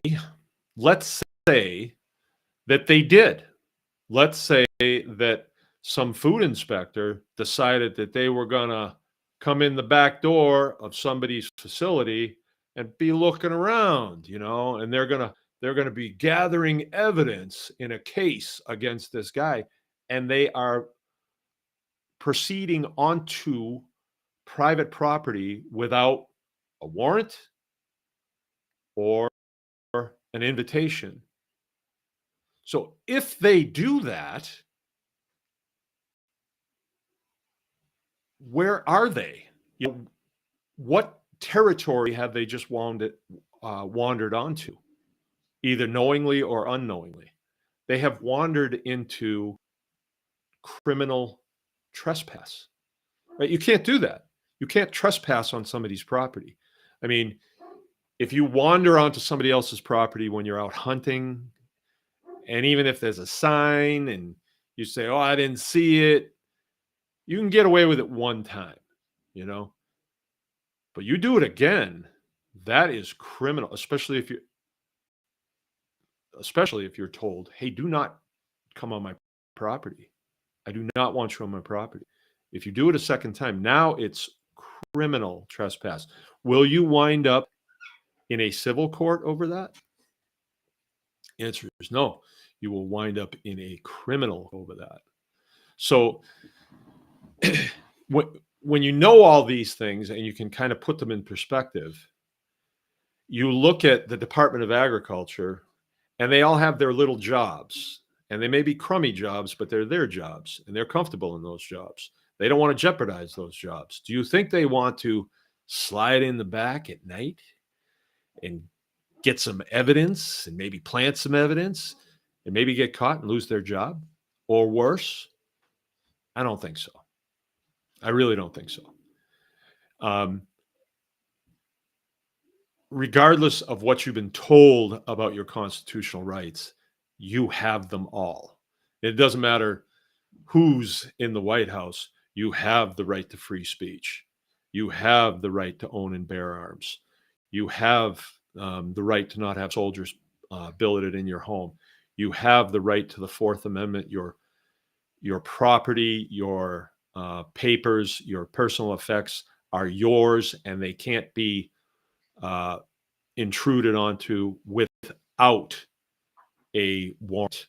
A warrant signed by a judge after there's been an affidavit given by law enforcement that you're doing something illegal.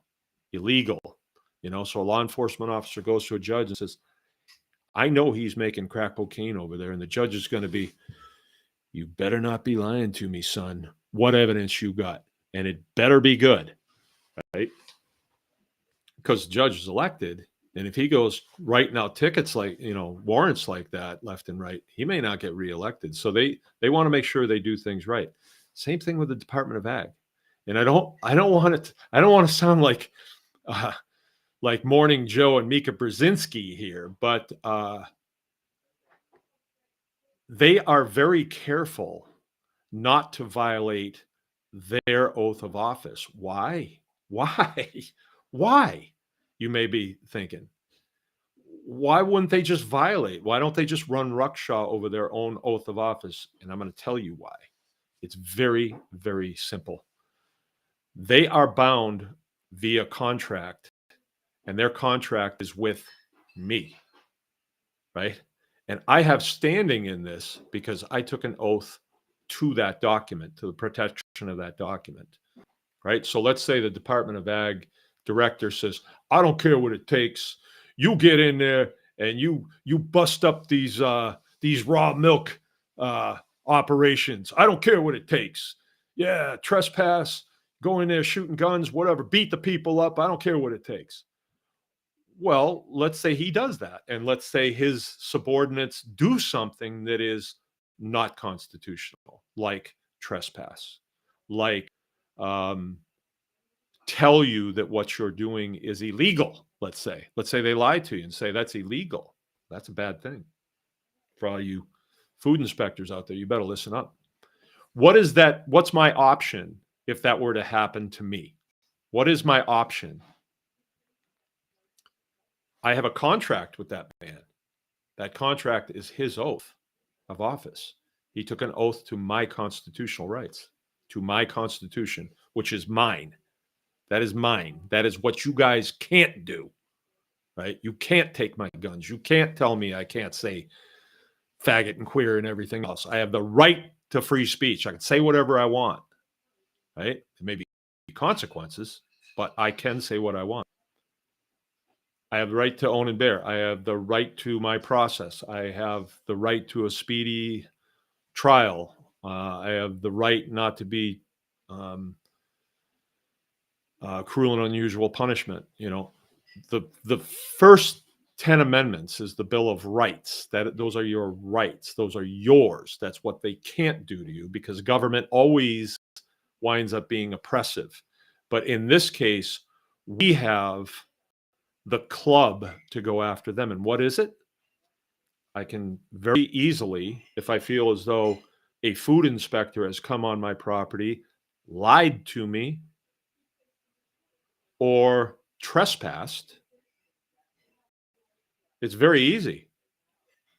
I file a civil complaint. And I don't really even need to do that complaint with that agency. I can do it with law enforcement, local. I don't have to. I can go right to sending a letter to the director saying that I am suing you for degradation of my constitutional rights. And then I go to the courthouse and I file, and then he gets a summons. And then he's got to appear in Missaukee County Court. And then the only thing that we're going to discuss is whether my constitutional right to my process, Fifth Amendment, was violated or not. One or the other.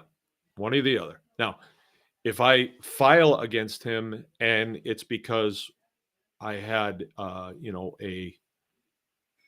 a food inspector looked at me sideways or called me a turd or something, well, I'm in the wrong then.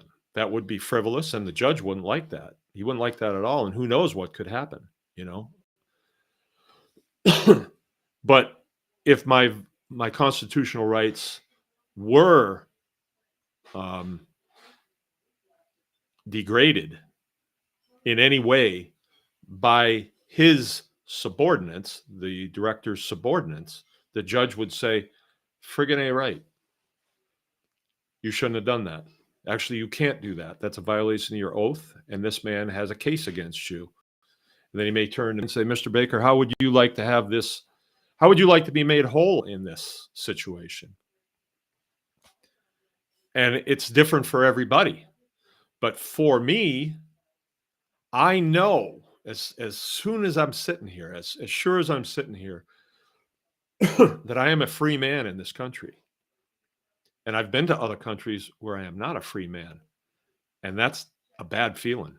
That's a real bad feeling. In some ways, if Kamala had been elected, it would have put the Constitution to the test in the lives of a lot of people in the United States. I'm glad it didn't happen because I'd like to just press on with pride and prosperity and all the directions that I think we're going.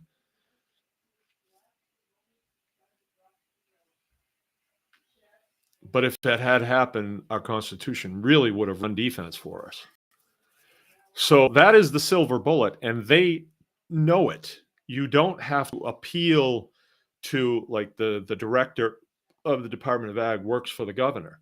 If you go to the governor and say, "Hey, this guy violated my constitutional rights," the governor might say, "Yeah, I'll have a word with him.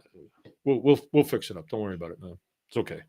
And then he'll go to the director and say, "There was a complaint against you."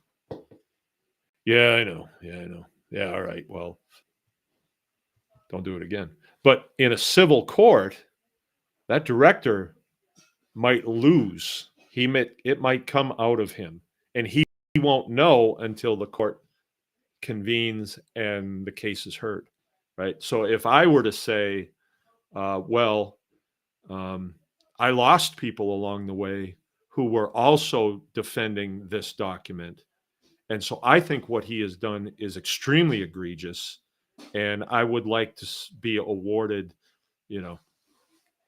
$500,000. I think the Fifth Amendment is worth at least $500,000. The judge may say, "Friggin' A, boom." He may. Don't know. I think the Fifth Amendment is worth $500,000. I think it's worth far more than that. And people who haven't lived out of the country on the economy, a lot of times we live out of the country as military members, but we're in a little America someplace. It might be just a bear base someplace, but it's still America. I mean, we still are doing things our way there. Whereas if you live on the economy, let's say you're not wearing a uniform and you're in an economy doing something, you better play by their rules. That means if they want to come in your home at night, they do. They do. And you don't have a whole lot of recourse. Generally, they don't, because you're possibly very well armed. And so they're like, no, we got an agreement with the Americans. Just leave them alone, so long as they're good boys and girls. And generally, stuff doesn't happen. But sometimes it does. And a lot of times, American GIs think, well, I'm an American.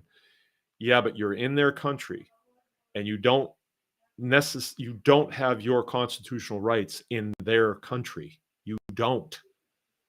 So you can wind up in a real bad position, and like, you don't have the right to own and bear arms in other countries. You don't have the right to free speech in other countries. Go to a Muslim country and run your mouth, see what happens. In this country, you can say what you want. You can. I mean, somebody may punch you in the nose, or you may get canceled on Facebook, but that's kind of in the private. But as far as your government goes, you can criticize the vice president, you can criticize the president, you can criticize your sheriff, and under our system, they cannot take official recourse against you. That's just the way it is. And that's good. That's good. It's not like that in other countries. So what I'm saying here is, you may think that someone's going to go to Washington and end oppression of small farms. I don't think you're oppressed. I don't. And I've had arguments with people, and I know this will come up. Well, how come industrial ag gets these massive subsidies and we don't get any subsidies? So then they're able to sell their products at a much lower price and we compete. Isn't that oppression? Well, no, because you have recourse. You're not in the same system as them. If industrial ag is under the USDA. They are under Michigan Department of Agriculture, or whatever state you're in. They are subservient to those government agencies. So they have agreed to work with the USDA and the State Department of Agriculture. They have an agreement. And part of that agreement is, we will give you this money. And they say, okay, we'll play by the rules if you give us this money. Well, they don't give me money, but I don't agree to do anything. I don't agree to their rules. I'm not playing their game. I'm playing my game. Now, I am still bound by the law, right? It's not like I can make human hamburger here and say, well, that's my process. No, because then you'd have to kill a human being to do it. You can't do that. That's against the law. But if I want to make pork sausage here and sell it to my neighbor, I am not a criminal. I am not a criminal. I may have violated somebody's rules, but I'm not playing their game. Rules don't apply to me. And they could say, hey, you're not playing by the rules. Say, well, I'm not playing Monopoly right now. I'm over here playing Parcheesi. I'm not asking for your $200 when I pass go. See? So, although Department of Agriculture, Department of Department of, or the U.S. Department of Agriculture, they're always trying to expand their influence. Always, right? I'm always trying to expand my influence. We all try to expand our influence. And so they will tell you half the story. So they will say, you call them on the phone, say, well, and I did this when I got out of the military, I was a big rule follower. Well, I'm going to start a bush shop on my farm. What do I need to do that? Oh, you've called the right place, they say. We'll be right out. And we'll have a bunch of forms for you that just initial, and we can go from there. Oh, very easy process. Nice person. No, she wasn't. She was terrible. But I walked into it. I asked for it. They said, well, you will need a license in order to sell the products to restaurants and stores and things like that.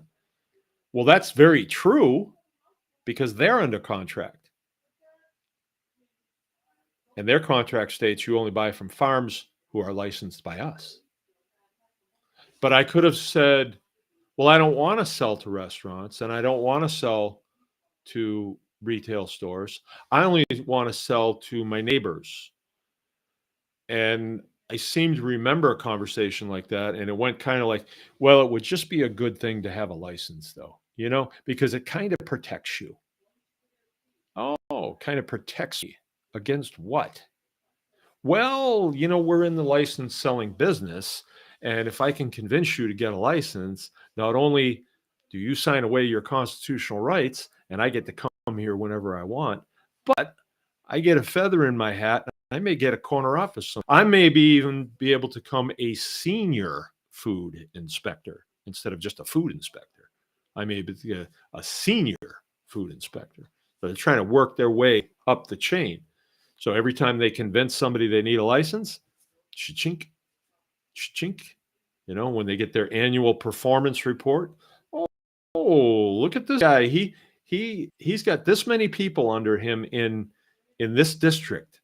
Wow, you really have done a good job of getting a lot of people under contract with us, right? You don't have to. If it was against the law, if there was a law that said you have to have a license, you would know. And no one would be doing anything without a license. But in this country, the original contract is what? It's the U.S. Constitution. It's a contract between us, the citizens, and our government. When we created this place, when we created this government, we said, okay, we want you guys to take care of the light work, stuff that we can't do while we're at work creating products. And you guys get this done. And they were, yeah, okay, but here's the rules. Here's the rules. Don't even think about telling us we can't speak our mind. Don't even think about it. Don't even think about disarming us. The British tried that, and it didn't work out so good. All right, so we're not going to let you disarm us. Not so you have all the guns and we have none. We need a balance of power here.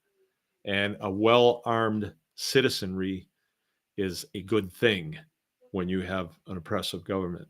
And it actually, what it does is it keeps them in check, right? And it keeps them like, nah, we're going to try this with these people. Just don't try it. For those of you that don't know what happened at Concord Bridge, I'm from there, and so it was kind of fed into me as a kid what went on there. The British, after they came through Lexington and they killed a couple guys there that resisted a little bit, they were on their way towards Concord, Mass.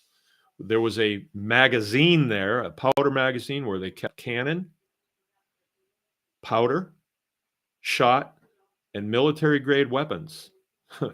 Brown Bess muskets, lots of them. They kept them there. We didn't, in those days, guys didn't keep the guns in their homes, right? Because of corrosion and stuff like that. And they had to be cleaned constantly and they had to be serviced constantly.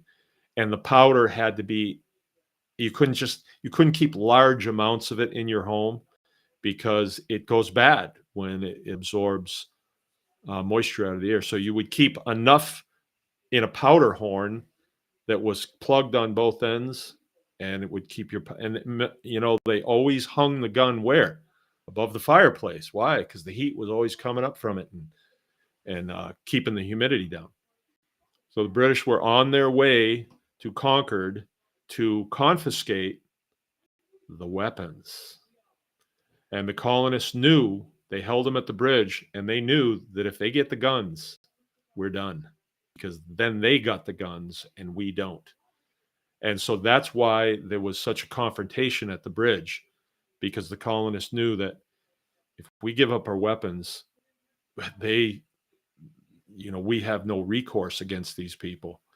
And they were dealing with the King of England, who was just barking orders across the pond. And by the time the orders got here, they were really oppressive, really bad. And if you don't know, there was 350 guys that were killed that day, and they were redcoats. And they chased them all the way back to Boston. And these were farmers mostly. And they just kept shooting and shooting and shooting. And in those days, they were considered animals because the British wanted to, their idea of warfare was, let's line up on a field and all shoot at each other at the same time. And these guys were saying, no way. And they were hiding behind trees, everything else. It's called guerrilla warfare, right? Instead of, let's face each other on a field and we'll all shoot at the same time. And whoever doesn't fall down from getting hit with a 60 caliber ball, then we'll charge at each other with our bayonets. What a dumb thing, But that day, it began, that was the shot heard around the world, and that was the revolution. The United States, the U.S. Revolution. So it's like it can happen again. It can happen again, but it's held in check because you have such a well-armed civilian population. The government is like, not today. And, it's like old Biden comes out and he says, well, you guys don't have F-15s. Well, F-15, I mean, it's an airplane and it's a formidable weapon, but not when you're talking large amounts of people that are going at small amounts of people, bureaucrats and the like, who have been oppressive. F-15 ain't going to do them any good. It's just not.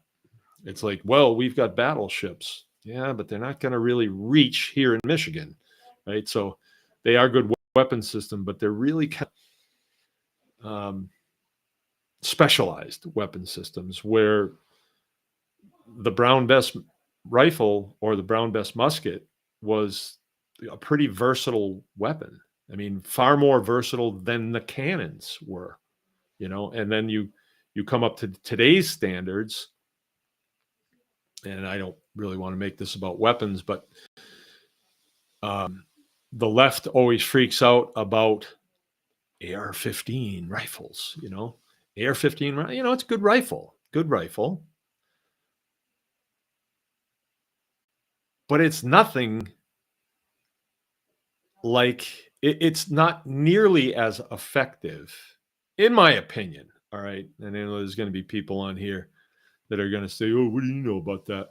But not nearly as effective as a Model 700 30 caliber rifle, 30-06 rifle that you can fire out to, you can hit targets reasonably consistently at 600 yards, and that's a guy that doesn't, spend tons and tons of time at the range. You can get to that proficiency in 4 days, mostly everybody with a good rifle with a good glass on it.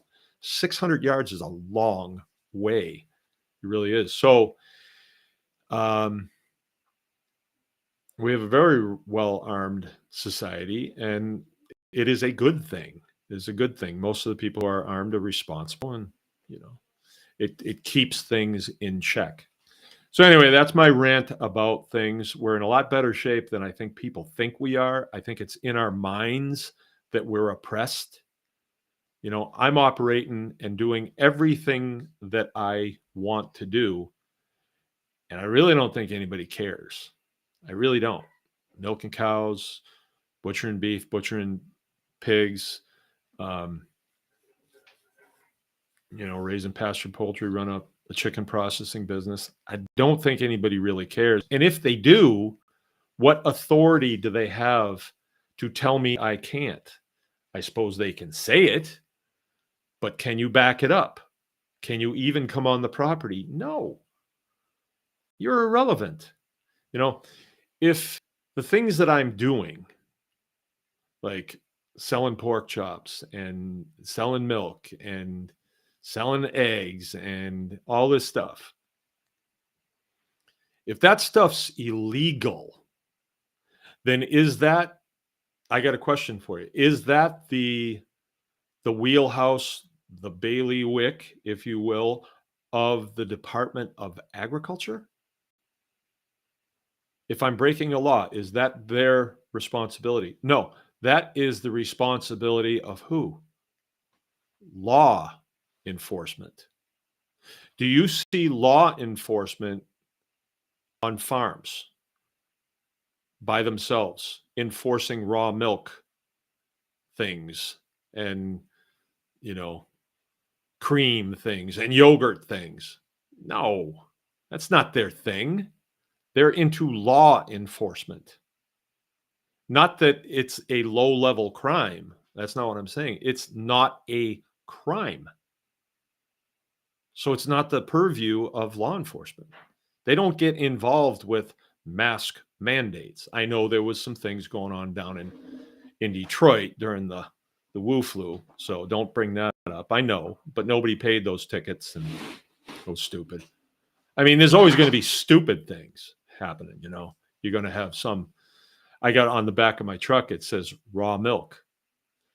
And, you may have some overzealous state policeman that pulls me over and says, I just want to let you know, raw milk is illegal in the state of Michigan. Okay, well, I got some in the back. And you going to put the bracelets on me and throw me in the back of a patrol car? Well, no, I just want to let you know. Well, then shut the hell up. Back it up if you want to say it. Back it up. Okay. That small voice is inside of me saying, don't say anymore, Mark. Don't say anymore. You've said enough. Okay. I'm going to read the comments. Probably going to get beat up here by. And I'll start at the first ones and work my way back. Okay. Ballistics here. Clearly, he says. Clearly. No, I said, can anybody hear me? And he says, clearly. Jill is saying, good evening, everyone. The Copperhead Hill Farms. You can give her okay, I read that. You can give her a multi-million Min 90 shot and Fertrell dairy minerals really has helped us. Lack of phosphorus can be the issue when breeding back, we found. Okay, I'm going to make a screenshot of that because I need to remember what that is and do my homework on that. Keith Sutton, hi Mark, just got in from outside, killed 2 possums in the chicken coop. Saved my chickens, all good, did not lose any but 2 possums. I want to know what you're going to do with those possums. Thanksgiving is right around the corner, and possum pot pie. Belva says hello all. Belva, we're going to do our consulting call tomorrow night. We're going to make it a short one. So we're just going to answer questions quick and get out of there. So I got stuff to do. I think everybody will understand. Maybe nobody will even show up. I thought about canceling, but then it throws the schedule off. So Resistance Chick 777. Happy Thanksgiving, PG here. Patriot Gallery, Resistance Chicks bomb. Okay. Today we went from East Side Cincinnati to Indiana, crossed the border, and picked up a butchered cow. Half went to a friend. Right on. Just me saying good evening. Resistance Chick 777. Now we are rendering all the fat to safe room in the freezer to save room. Okay, good. PG here, we make chocolate syrup out of real cocoa and honey or maple sugar and add it to the raw milk. These ingredients add nutrients to the milk. I can dig that, and they make it taste good too. Although I love raw milk. I love it. I drink a lot of it. It's a meal. Blistic says, I'm really excited about the JFKJ Jr. standing against pharmaceutical industries. Yeah. But then again, what I would say to that, I'm not near as excited because I don't participate in it. I've known there was a bunch of garbage for a long time. And I just don't,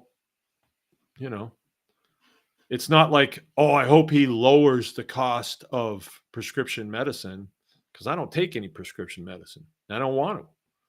My wife doesn't. We don't. None of my kids do. We don't take vaccines. We don't do any of that stuff. So, and Blistic says raw milk can be medicinal, especially if you drink it out of a shot glass or maybe a double shot glass in my case.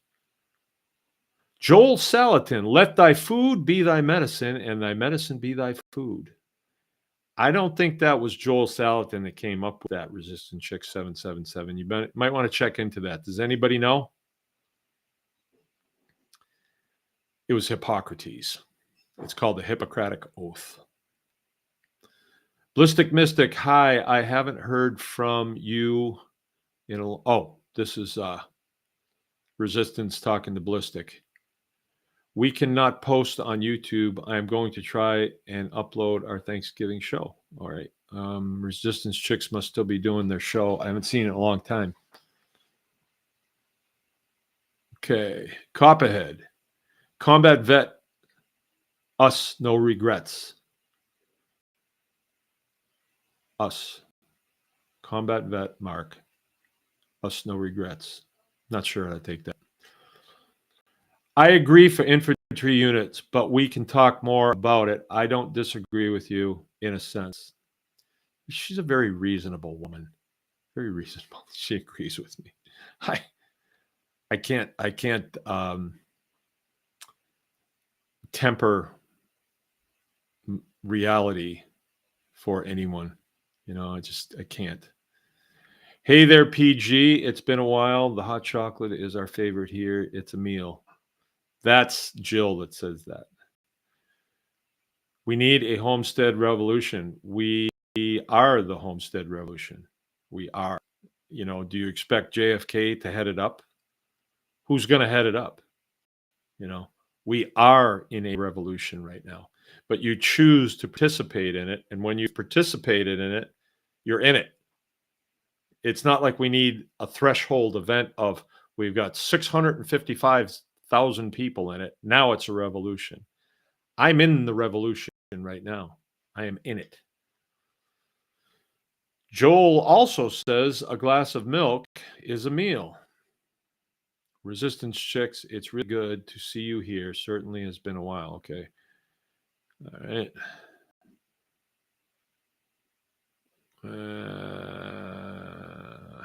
Okay. That's like a commercial. I'm not going to read that. Every effort to improve our health is worthy. Resistance. Massey has a bill for farm freedom. See, I'm saying, what freedom is it that we don't have? Resistance Chick 777 PG. Tell me what that bill is going to counteract that I don't have now. And I've had that conversation before, and I'm not getting any straight poop on it. It's sort of like in Michigan, we have the Right to Farm Act.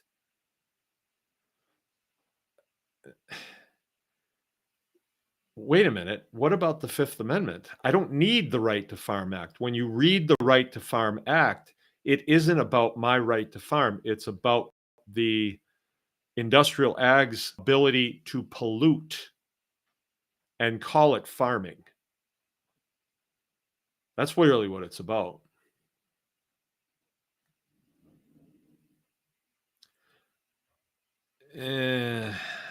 Okay. I don't know. I don't see it. Honestly, I don't see it. I guess I just don't get it. Yeah. My house has mold and a new wall was built over it. I live in a camper now and don't use my desktop PC. I use my phone. Okay.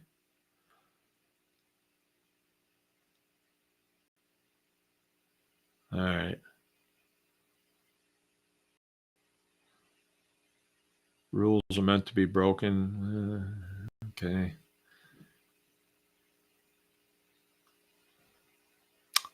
Okay. I like that idea. You have the wheels turning in my head. We own our land and home. Okay. PG here. Sorry, I switched channels to upload our thing. Okay. Okay. I should have. That's sort of. Ballistic says the culture of our lives is conformity, and we must continue to resist and reinvent our out of necessity.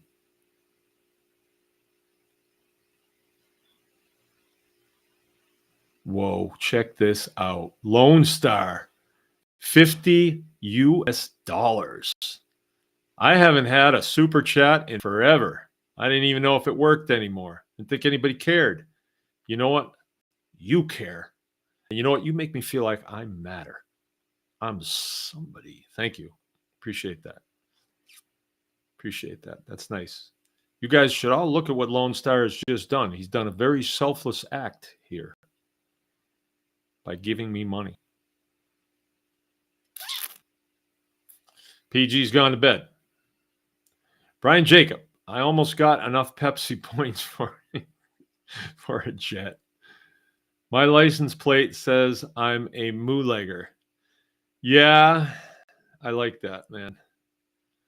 I sure do like your humor. You know what's really interesting now? You can see it. This election sure was fun. I'm glad it turned out the way it did. I feel sorry for people that are on the left that are so upset. You know, if it had gone the other way, we would have been like, that sucks, but press on, let's go to work. But these people are losing their minds and they are very upset. So but it has been interesting. And now I hear that Elon is going to NBC. Oh, it's rich. It is just so rich. Yeah. Lone, good to hear from you too. I think of you all the time. All right. I'm going to get going. I appreciate everybody coming out tonight. Fun show. I live for it. I hope there's some takeaways from this. If nothing else, remember, anyone can farm.